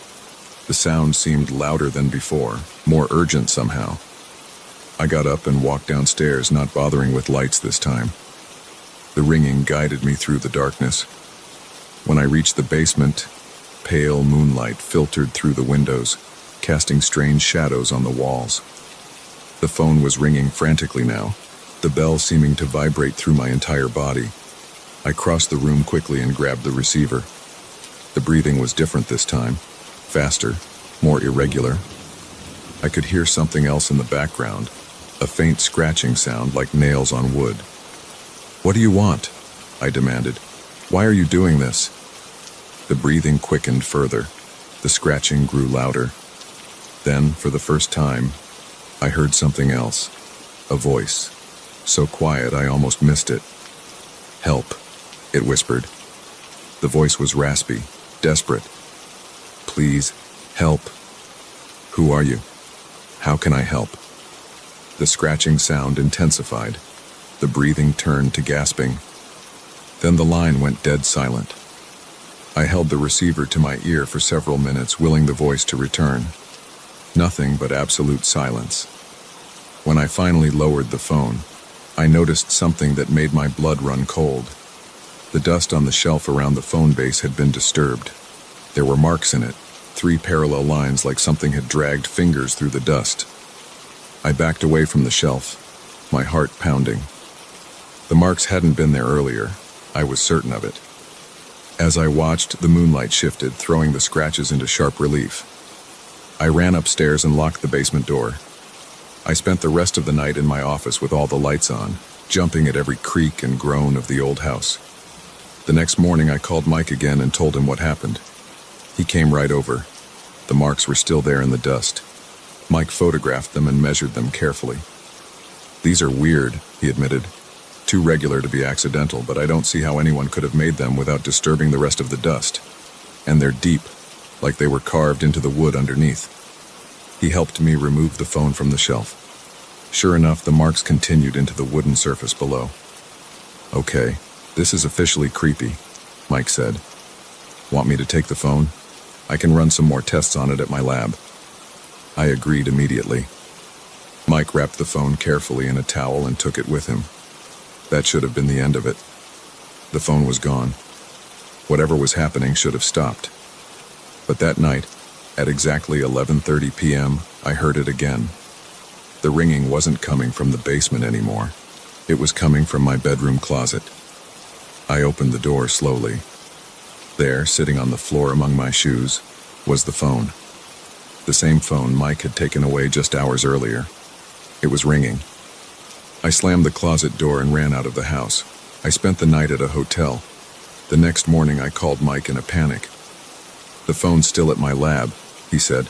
"I'm looking at it right now. It hasn't moved." I went home and checked my closet. The phone was gone. No sign it had ever been there. I'm writing this now because I need to document what's happening while I still can. The phone appears somewhere different in my house every night now. Always at 11:30 p.m. always ringing. Sometimes I answer it, sometimes I don't. When I do, the breathing is always there, sometimes with the voice begging for help, sometimes just scratching sounds. I've tried leaving the house at night. The phone follows me. I heard it ringing in my car's glove compartment last night. When I opened it, the phone was there, somehow crammed into the small space. By morning, it was gone again. I don't know what to do anymore. I can't sleep. I can't work. I jump every time I hear something that sounds remotely like a phone ring. The voice on the line sounds more desperate each time, but I don't know how to help. Last night, something changed. The phone appeared on my nightstand, ringing as usual. When I answered, instead of breathing, I heard the voice clearly for the first time. "Behind you," it said. I spun around. There was nothing there. But when I turned back, the phone was gone. In its place were 3 deep scratches in the wooden nightstand. "I'm selling the house. I don't care about taking a loss. I need to get out of here. But somehow I know the phone will follow me wherever I go. It's not the house that's haunted. It's me." The worst part? It's 11:29 p.m. now. 1 minute until it starts again. I can already feel it coming. The phone is going to ring. And this time, I think I know what I'll see when I turn around. I just hope someone finds this and understands what happened to me. If you ever find an old rotary phone in your house, for God's sake, don't answer it when it rings. Wait. I hear something scratching. It's coming from behind me.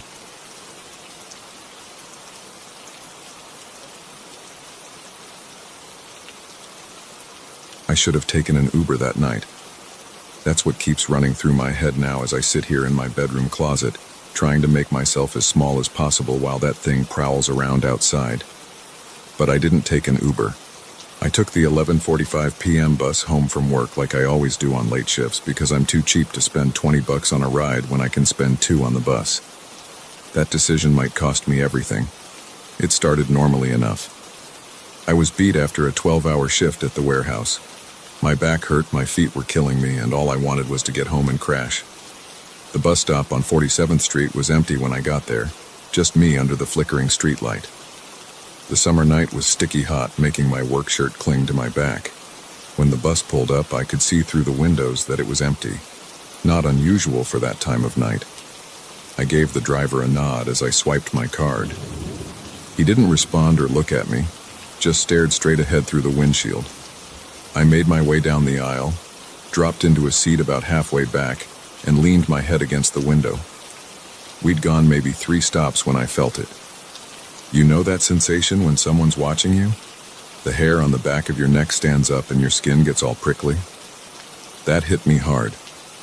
I lifted my head from the window and looked around. There was an old woman sitting in the very back row of the bus. I hadn't seen her get on. She wore a dark dress that looked outdated, like something from the 1950s, and her gray hair was pulled back in a tight bun. But what really got me was her face. She was staring right at me, not just glancing, but full-on staring with unblinking eyes. Her skin was pale, almost gray in the dim bus lighting. I quickly looked away, but I could still feel her eyes on me. Maybe she was just some confused old lady who'd gotten on the wrong bus. Maybe she had dementia or something. I tried to focus on my phone, scrolling through social media without really seeing anything, but every few minutes I'd glance back. She hadn't moved an inch. Same position, same unblinking stare. Her hands were folded in her lap, perfectly still. Something was off about the way she sat too. Too straight, too rigid, like a mannequin someone had posed there. I started counting the stops until mine. 6 more. 5 more. The bus seemed to be moving slower than usual, the streets outside unusually empty. No cars, no pedestrians, just dark buildings and pools of orange streetlight. 4 stops. 3. Each time the bus stopped, I tensed up, waiting to hear footsteps coming down the aisle. But there was nothing, just the hiss of the bus doors opening and closing. 2 stops. I risked another look back.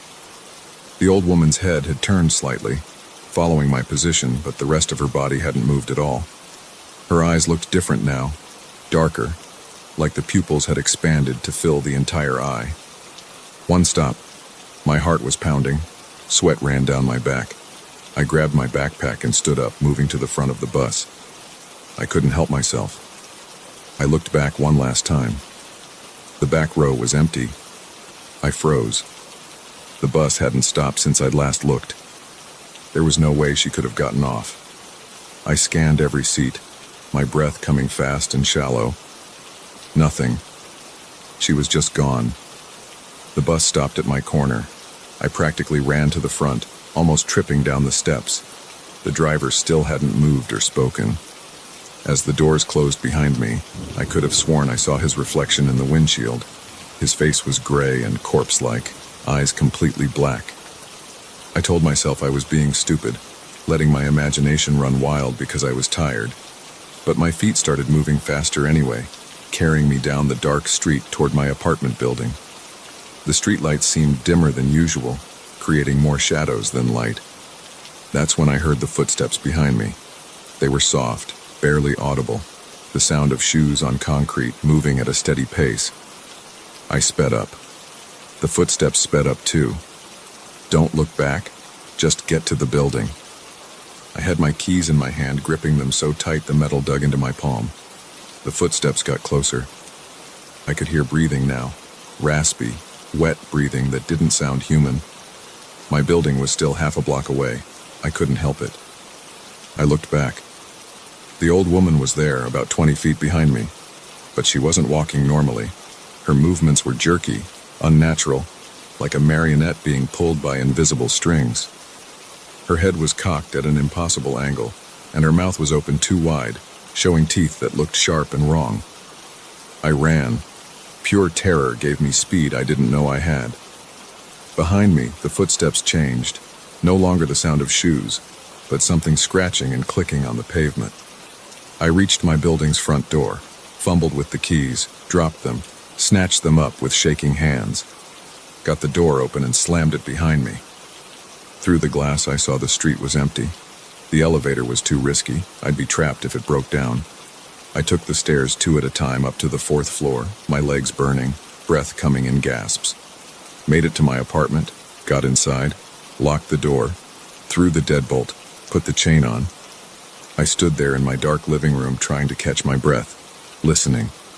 Nothing but the hum of the refrigerator and the distant sound of traffic. Okay. I was safe now. I was inside. Whatever I thought I'd seen, it couldn't get in here. I turned on all the lights and checked every room, every closet. Empty, normal, fine. I took a hot shower, trying to wash away the fear with the sweat and grime from work. The water helped calm me down. By the time I got out, I'd almost convinced myself I'd imagined the whole thing. Sleep deprivation could do weird things to your mind, right? I made myself a sandwich, ate it standing at the kitchen counter while scrolling through my phone. The mundane activity helped ground me in reality. It was almost 1 a.m. now. Time for bed. That's when the scratching started. It came from the living room window, a light scraping sound like fingernails on glass. I froze, the half-eaten sandwich falling from my hand. The scratching moved to the next window, then the next, making its way around the apartment. Whatever was making the sound was outside, 4 stories up. I crept to the living room, keeping close to the wall. The scratching had moved to the bedroom windows now. I peered around the corner, through the doorway. The old woman's face was pressed against my bedroom window, but it wasn't really a face anymore. The skin had split open in places, revealing something dark and chitinous underneath. Her mouth had stretched impossibly wide, filled with rows of needle-like teeth. The eyes were huge black orbs that reflected the streetlight like an insect's. As I watched, paralyzed, her arms elongated, fingers stretching into foot-long claws that scraped against the glass. The dress tore as her body contorted and swelled, becoming something that was neither human nor animal. I backed away, moving as quietly as I could. The thing at the window made a sound, a high-pitched keening that made my teeth ache. I heard glass cracking. That's how I ended up here, crouched in my bedroom closet with my phone. I can hear it moving around the apartment now. The window glass crunches under its feet. Something wet drips onto the floor. That keening sound comes and goes, sometimes right outside the closet door. I've called 911 3 times. The first 2 times the line was dead. The third time, someone answered, but all I could hear was that same raspy breathing I'd heard on the street. My phone battery is at 12%. The thing hasn't found me yet, but it's getting closer. It keeps making these clicking sounds like it's tasting the air. The closet door isn't very sturdy. It won't hold if it finds me. I can hear it right outside now. The clicking is louder. Something scrapes against the door. The handle starts to turn. My phone is almost dead. If anyone finds this, stay off the late-night buses. Don't make my mistake. And if you see an old woman sitting alone at the back staring at you with unblinking eyes, get off at the next stop. Run. Run as fast as you can. The door is opening. I can smell it now, like rotting meat and wet earth. My phone is at 1%. I hear that high-pitched sound again right in front of me. I look up. The darkness is full of teeth.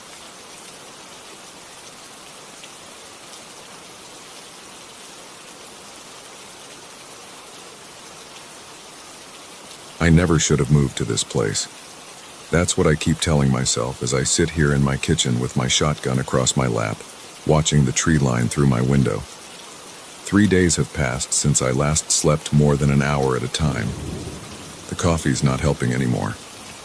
My hands shake when I lift the mug to my lips, but I need to tell this story while I still can, while I still remember every detail, while I'm still here. It started 6 months ago when I bought this old farmhouse in western Montana. 10 acres of land, mostly wooded, with a vegetable garden out back. The previous owner died, and his kids wanted to sell fast. The price was right, and I needed to get away from city life after my divorce. I thought I'd found the perfect escape. The first 2 months were quiet. I fixed up the house, planted some tomatoes and cucumbers, got to know my nearest neighbor, Jim, who lives 2 miles down the dirt road. I settled into a routine. Wake up at dawn, tend to the garden, work on my laptop, I do freelance web development, and spend evenings on the porch watching the sunset. Then I started noticing things. Small things at first. The garden fence had deep scratches one morning. Not like from a deer or bear. I'd seen those before. These were different. They ran in parallel sets about 4 inches apart and cut nearly a 1/4 inch into the wood. I found them on the west side of the fence, facing the densest part of the woods. A week later, I spotted the first tracks. They were pressed deep into the mud near my garden after a rainstorm. Too big for a wolf or mountain lion. The prints were almost human-shaped, but wrong somehow. The toes were too long, spread wide apart. Each print was nearly 16 inches long. I took photos and showed them to Jim. He got real quiet, then told me to make sure I locked my doors at night. When I pressed him for more information, he just shook his head and said some places have histories better left alone. The tracks kept appearing, sometimes near the garden, sometimes by my truck, sometimes right under my bedroom window.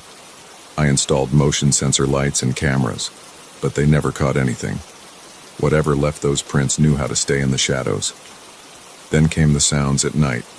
Not the normal hoots and howls of the forest. These were different, like someone trying to speak underwater, gurgling and choking. They started far off in the woods, but each night they got closer. I barely slept. Every noise had me reaching for the baseball bat I kept by my bed. I started carrying my grandfather's old 12-gauge whenever I went outside. The locals at the general store stopped making jokes about me being a city boy when they saw the dark circles under my eyes. 3 nights ago, everything changed. I was sitting on my porch, shotgun across my knees, watching the tree line like I'd done every night that week. The motion lights kept flickering on and off, but I never saw what triggered them. The moon was full, casting long shadows across my yard. Then I heard it. A scream that started human but twisted into something else. Something that made my bones feel like ice. It came from the big oak tree at the edge of my property, about 50 yards from the porch. I raised my shotgun and clicked on the tactical flashlight I'd mounted to it. The beam cut through the darkness, illuminating the tree's trunk. At first, I saw nothing. Then something moved. A figure stepped out from behind the oak. It was tall, at least 8 feet. Its arms hung down past its knees, ending in long fingers with what looked like claws.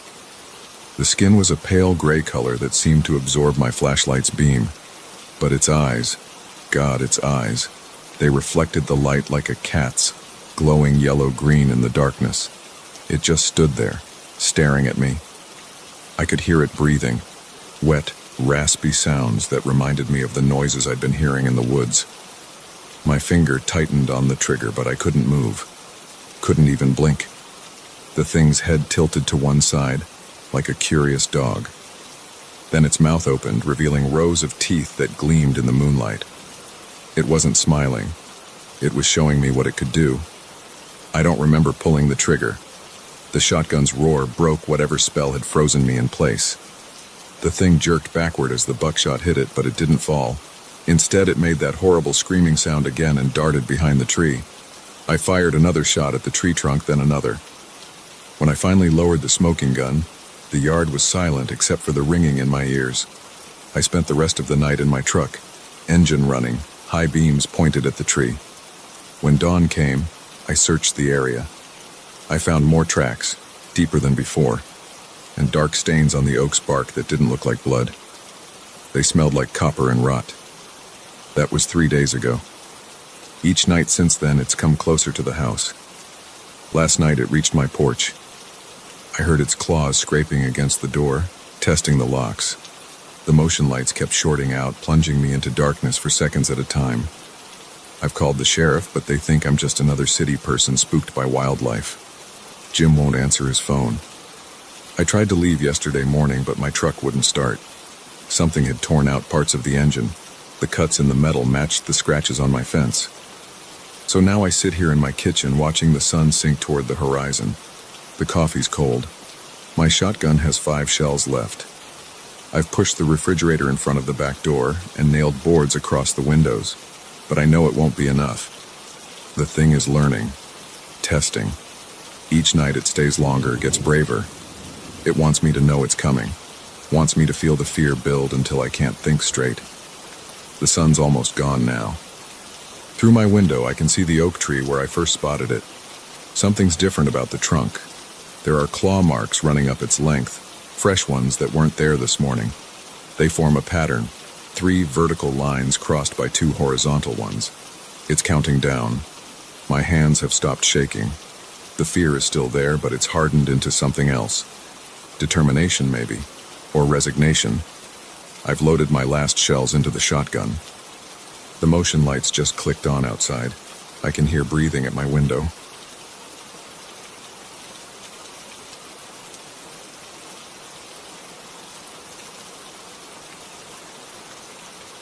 I shouldn't have gone up those stairs. That's what everyone says after something goes wrong, right? But standing here now, with my heart threatening to burst through my chest, I know it's true. I should have stayed down there with Jake and Maria, making stupid jokes about ghost stories and drinking our cheap beer. Instead, I'm trapped in this lighthouse keeper's room, listening to footsteps that shouldn't exist, trying to convince myself that what I saw in the beam of my flashlight was just a trick of light and shadow. But I should start at the beginning. My name's David Mitchell, and 48 hours ago, I was just a normal guy planning a weekend trip with friends to explore an abandoned lighthouse on the Oregon coast. Now, I'm not sure I'll ever sleep properly again. It started as Jake's idea. He'd found the old Cascade Head lighthouse while researching locations for his photography blog. According to his research, it had been abandoned since 1987 after being replaced by an automated beacon system. The state had planned to turn it into a historical site, but budget cuts killed that idea. Now it just sits there, slowly decaying, 40 miles from the nearest town. It'll be perfect, Jake had said, showing us photos on his phone. No security, no tourists, just pure urban exploration gold. Maria, his girlfriend, was immediately on board. She's always up for anything that might make a good Instagram story. I took more convincing, but eventually agreed. What else was I going to do on a Saturday night? We drove out yesterday afternoon, timing it so we'd arrive just before sunset. The lighthouse stands on a rocky peninsula, connected to the mainland by a narrow strip of land that's almost completely submerged during high tide. Jake had checked the tide tables. We had a 6-hour window before the path would be underwater again. The drive took longer than expected. The last 5 miles were on an unpaved road that hadn't seen maintenance in years. By the time we parked Jake's Subaru in a hidden spot behind some trees, the sun was already touching the horizon. "We should wait until dark anyway," Maria said, pulling her black beanie lower against the cold wind. "It'll be more atmospheric." I remember looking up at the lighthouse then. It was taller than it had looked in the photos, maybe 120 feet high, built from weathered gray stone that had turned almost black on the windward side. Even in the dying light, I could see patches where the mortar had crumbled away between the blocks. The windows were all boarded up except for the lantern room at the top, where broken glass caught the last rays of sunlight. We killed time eating sandwiches and planning our approach. Jake had brought real exploration gear, powerful flashlights, gloves, dust masks, even a basic first aid kit. Maria had her usual vlogging setup, a mirrorless camera with a stabilizer and a bunch of small LED lights. I felt underprepared with just my phone and the small flashlight from my car's emergency kit. It was fully dark when we finally approached the lighthouse. The moon wasn't up yet, and clouds covered most of the stars. Our flashlight beams bounced off the wet rocks as we picked our way along the path. The waves crashed against the base of the peninsula, sending spray high enough that I could taste salt on my lips. The entrance was easier than we expected. Someone had already pried the boards off the door, leaving just enough space to squeeze through. The wood was wet and rotting, and my jacket caught a splinter as I followed Jake and Maria inside. The ground floor was one large room, probably once used for storage. Our flashlights revealed piles of rusted metal drums, rotting wooden crates, and thick cobwebs everywhere. The air smelled of mold and salt, with an underlying metallic tang that made me think of old blood. I didn't share that observation with the others.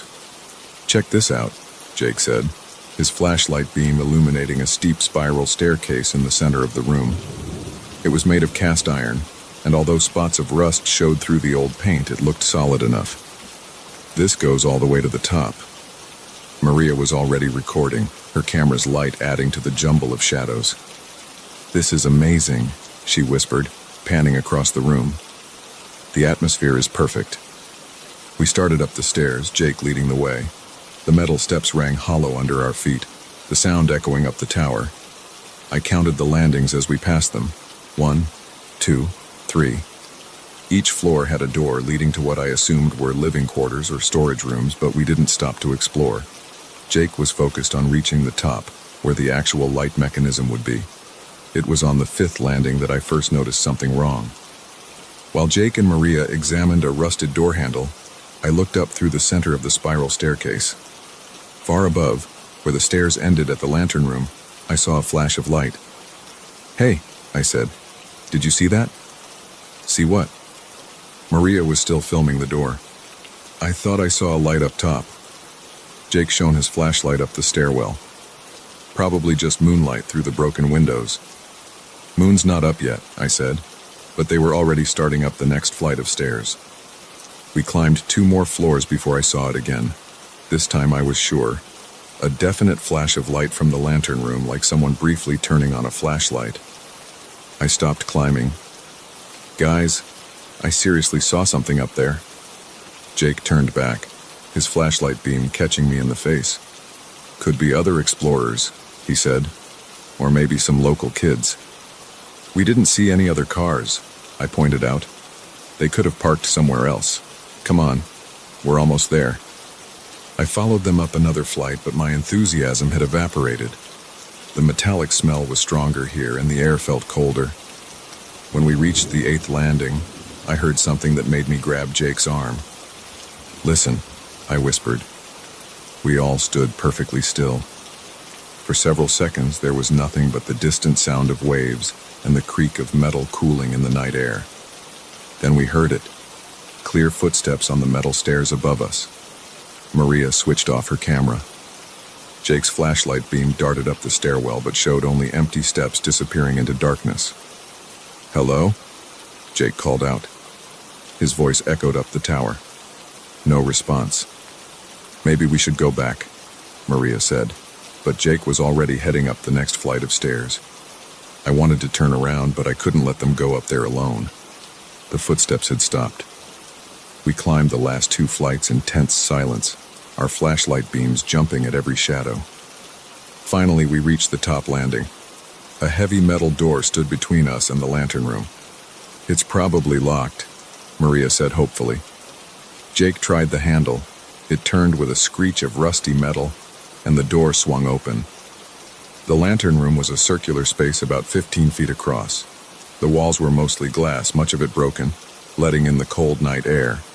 In the center stood the remains of the lighting mechanism, a massive lens assembly mounted on a rusted pedestal. Our flashlights played across prisms and mirrors, creating dancing patterns of light and shadow. "This is incredible," Jake said, moving closer to examine the lens. Maria followed him, her camera running again. I stayed by the door, scanning the room. Something felt wrong. The footsteps we'd heard had to come from somewhere, but the room was empty except for us. And that light I'd seen, that's when I remembered my original purpose for coming up here. "Guys, I'm going to check something," I said, heading for the small door that led to the exterior gallery, a narrow walkway that ran around the outside of the lantern room. "Be careful," Maria called after me. "The railing might be rusty." The gallery door wasn't locked. I stepped out into the night air, gripping the railing despite Maria's warning. From here I could see for miles, the dark mass of the forest behind us, the endless black expanse of the Pacific ahead. The wind was stronger up here, making the whole structure sway slightly. I walked slowly around the gallery, testing each step before putting my full weight down. When I reached the far side, I stopped.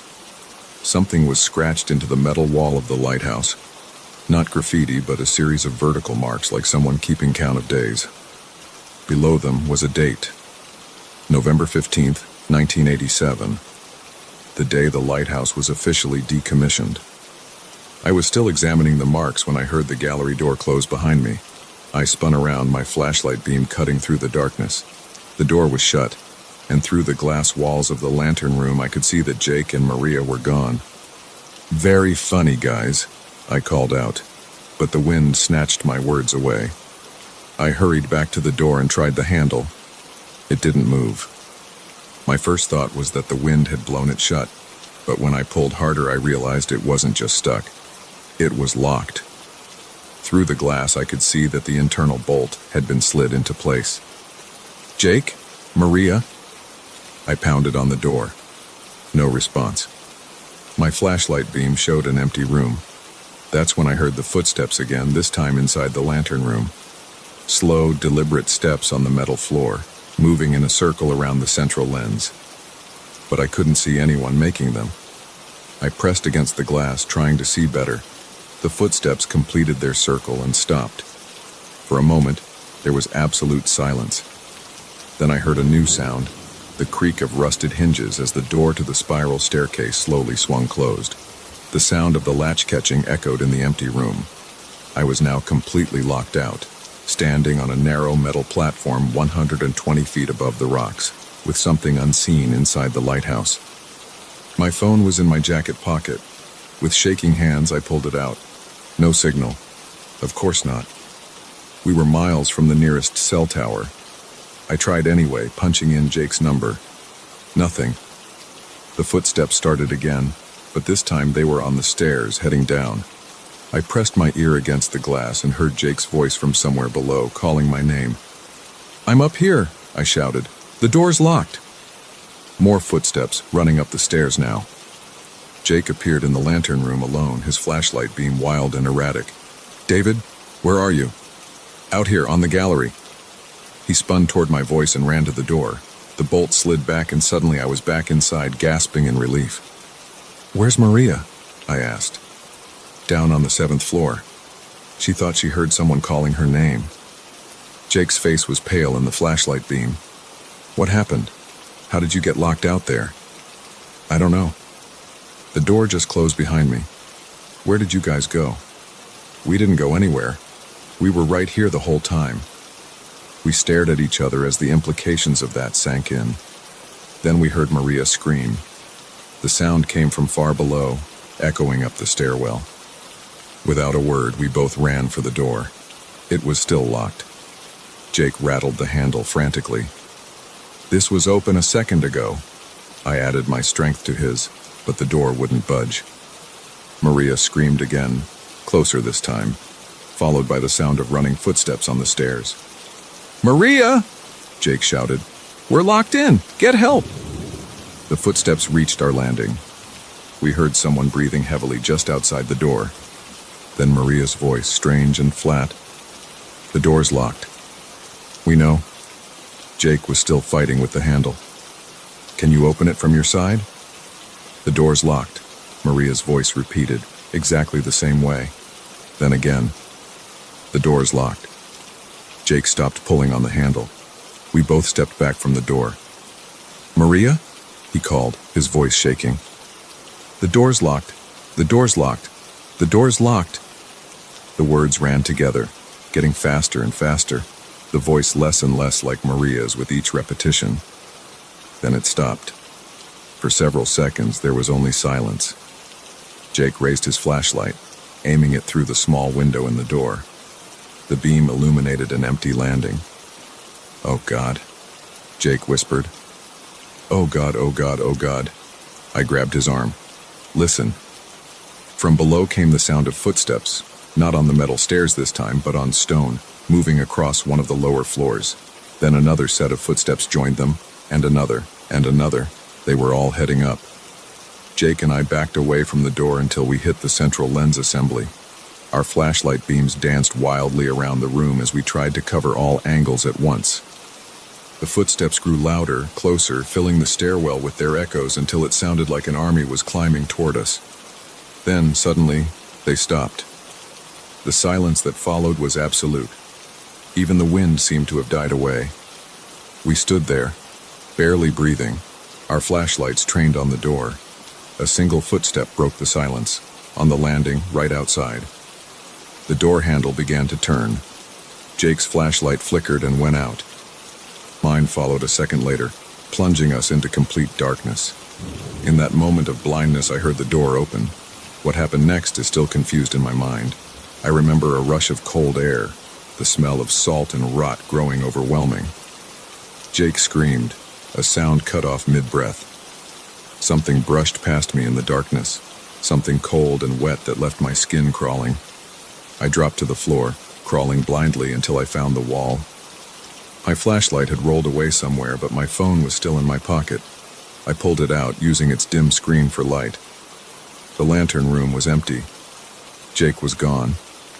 The door stood open, revealing the dark stairwell beyond. From below came the sound of Maria's voice, then Jake's calling my name.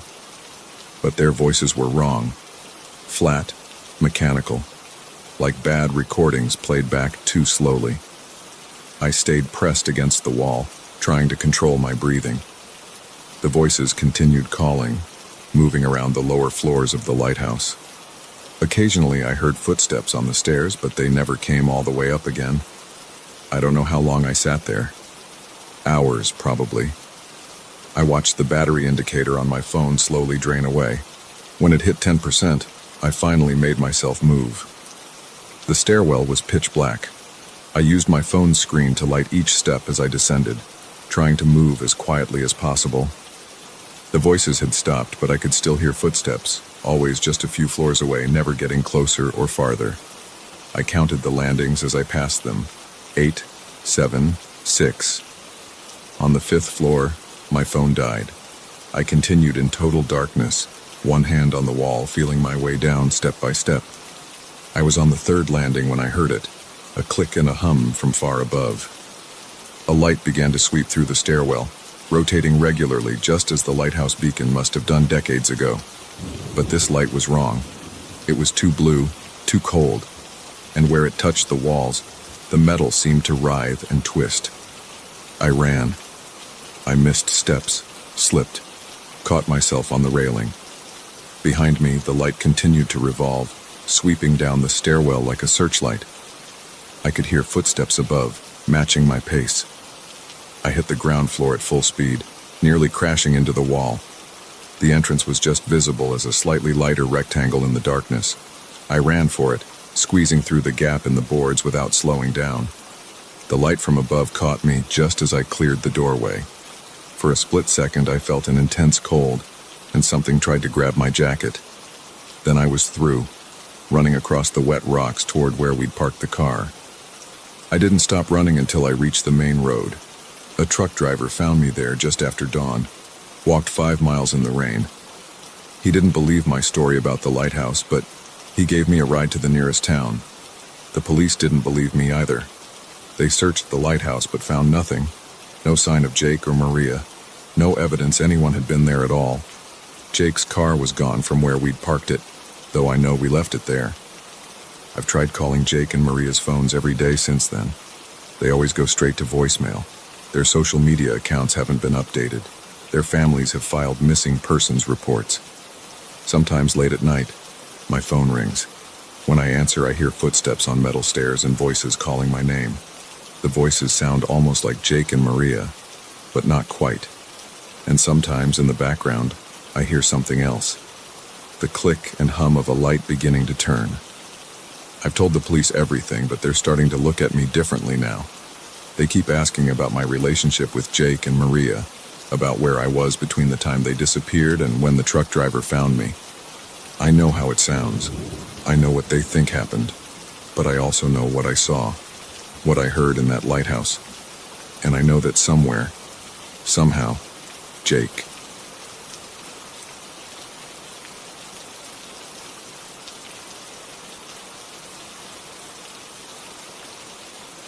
The first time I heard my name, I thought it was just the wind. 3 seconds later, I knew I was wrong. I was walking home from the train station at 11:47 p.m. on a Tuesday in October. The rain had started 20 minutes earlier, soaking through my jacket and running down my neck. My shoes squeaked against the wet sidewalk of Pine Street, and water dripped from the brim of my baseball cap. The streetlights cast orange circles on the ground, but the spaces between them were pitch black. That's when it happened. Michael. The voice wasn't loud. It was barely above a whisper, but I heard it clearly over the steady drumming of the rain.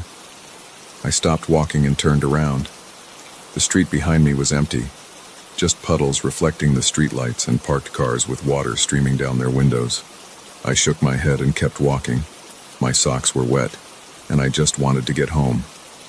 Michael. This time the voice came from my left. I jerked my head toward it.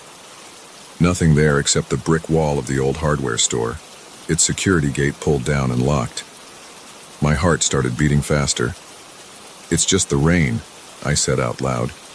My voice sounded strange and small in the empty street. I picked up my pace, water splashing around my feet. Home was 6 blocks away, just 6 blocks. Michael. Right behind me now.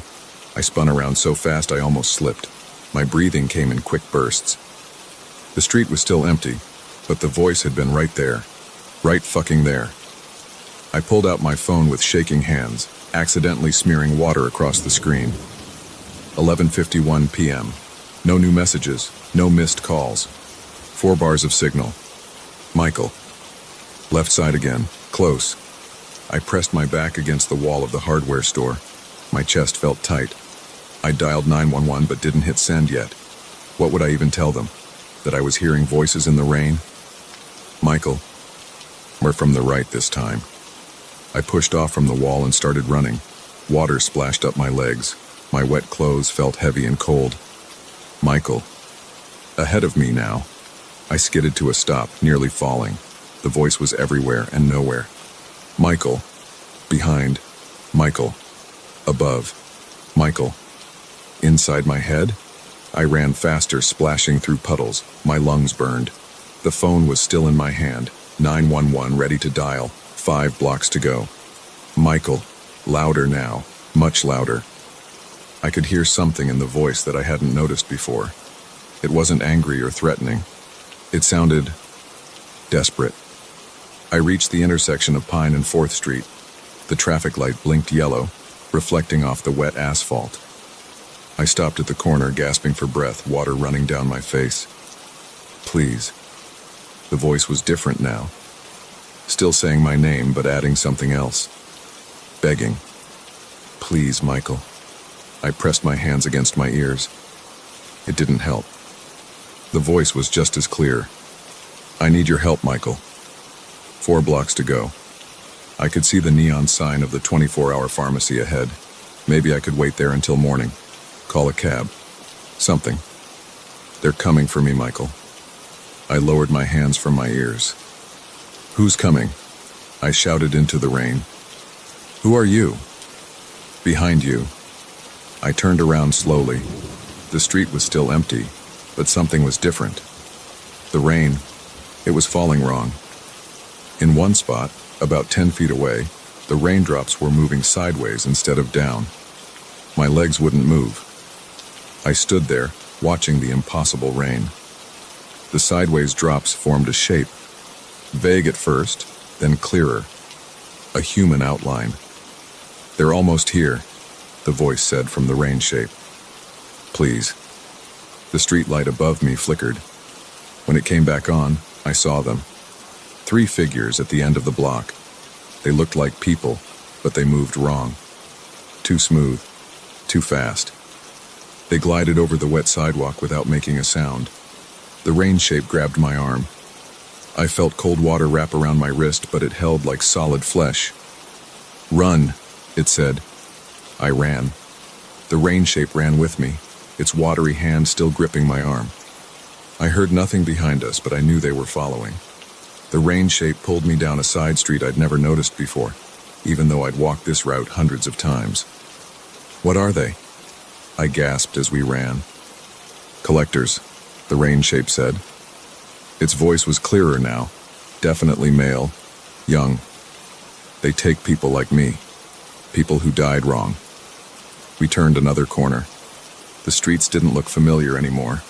The buildings were older, darker. No streetlights here. You died? I asked, still running. Car crash, 3 weeks ago. But something went wrong. I didn't go. They want to fix the mistake. Why me? Why can I see you? Because you were there.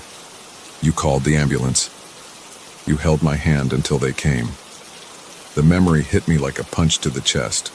The rain-slicked road, the crumpled car, the young man trapped inside, barely breathing. I'd stayed with him, talked to him, told him help was coming. I never knew his name. Kevin, the rain shape said, answering my unspoken question. I'm Kevin Mitchell. We stopped running. We were in some kind of courtyard surrounded by old brick buildings. No windows, no doors. Just brick walls stretching up into the darkness. They're here, Kevin said. The 3 figures glided into the courtyard. Up close, they looked like photographs of people that had been smeared and distorted. Their faces were blank except for dark holes where eyes should be. You can't have him, I said. My voice shook, but I meant it.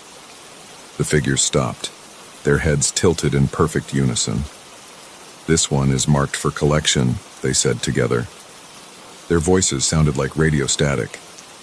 The error must be corrected. He doesn't want to go, I said. Want is irrelevant. The balance must be maintained. Kevin's watery hand tightened on my arm. I'm not ready, he said.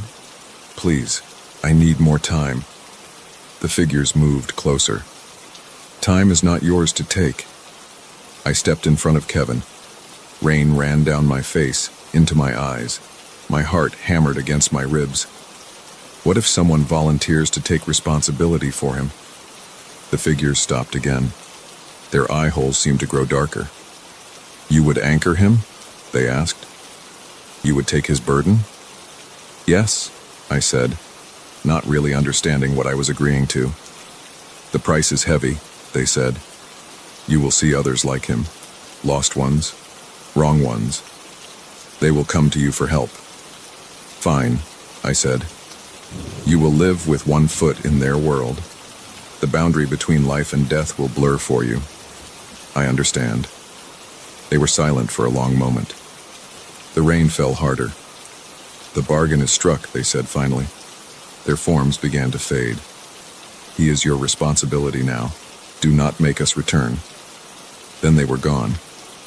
Kevin's hand let go of my arm. I turned to look at him. His rain shape was more solid now, more human. I could almost see his face. "Thank you," he said. "What happens now?" I asked. "I don't know," he said. "But I think I can find my way from here, and others will come to you. Lost ones, like they said. You'll help them too." "How will I know what to do?" "You'll learn." His form was starting to disperse, becoming one with the rain again. "You helped me, even before you knew who I was. That's why they let you make the bargain. You already had it in you." Then he was gone, leaving me alone in the strange courtyard. The rain was letting up. It took me an hour to find my way home. The streets had returned to normal, but they looked different to me now. I noticed things I'd never seen before. Shadows that moved wrong, patches of air that bent the light, places where the boundary between worlds was thin. I unlocked my front door at 1:23 a.m. My clothes were soaked and I was shivering. But as I stepped inside, I heard it. Far away, barely audible. Someone calling my name. I took off my wet jacket and hung it up. Changed into dry clothes, made a cup of coffee. Then I went back out into the night. Someone needed help finding their way home. The rain started falling again as I walked down the street. But this time, I wasn't afraid of the voices in it. This time, I was listening for them. This was my job now, my responsibility. And somewhere in the rain, someone was calling my name.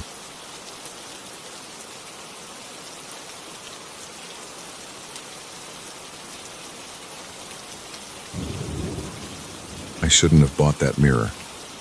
That's what I keep telling myself as I sit here in the dark watching it from across the room. My hands are shaking as I type this on my phone. I need to get this down, to tell someone what's happening.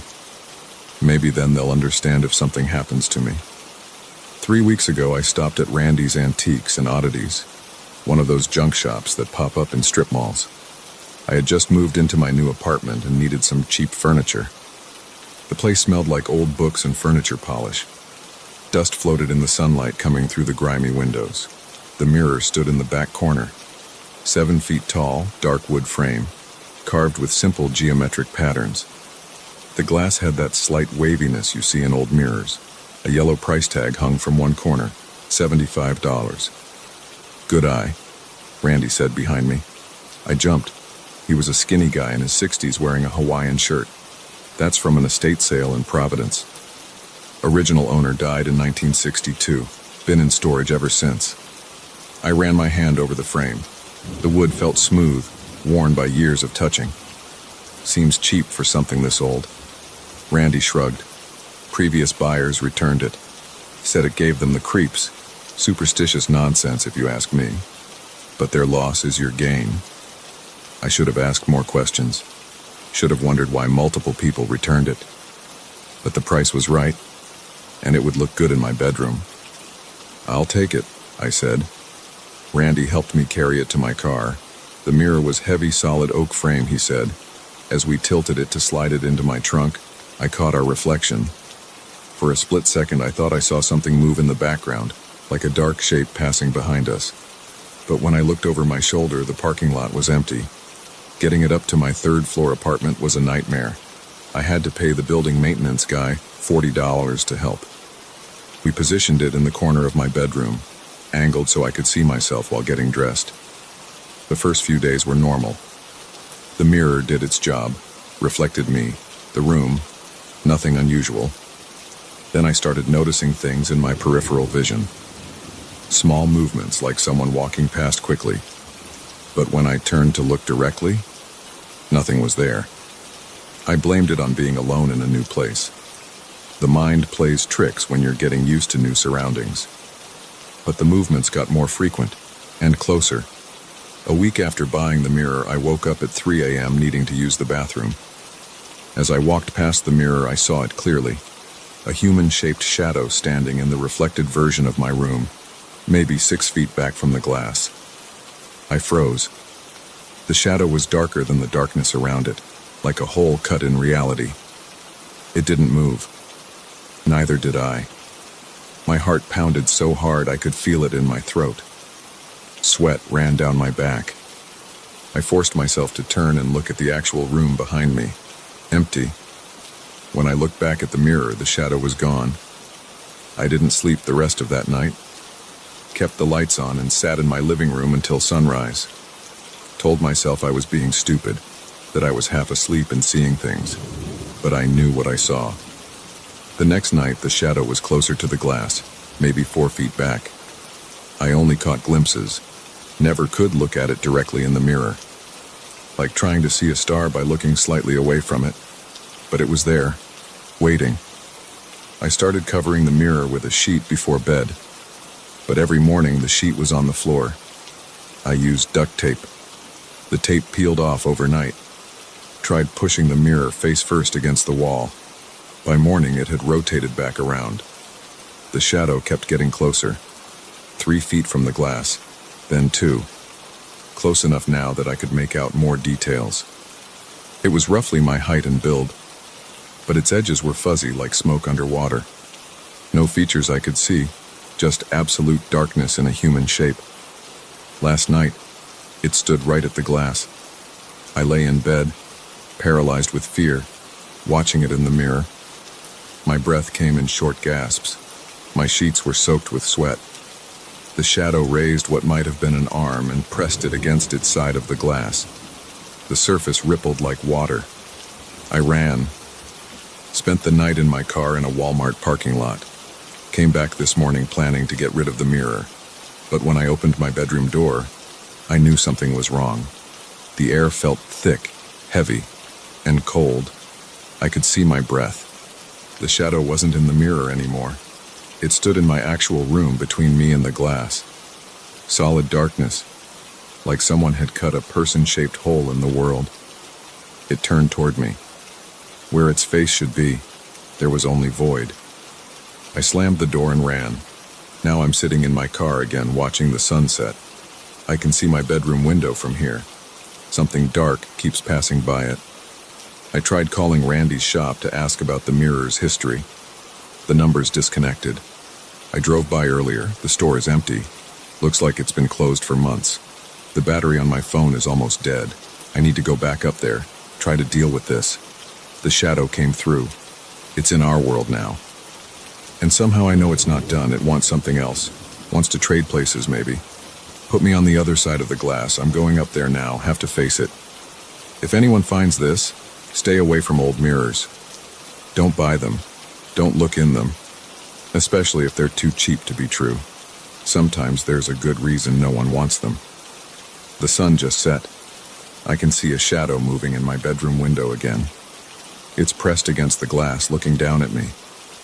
I think it's smiling. My hands won't stop shaking. The shadow is waving now, beckoning me to come up. And God help me, I think I'm going to. Need to know what's on the other side. Need to know why it chose me. If you're reading this, I'm probably already gone.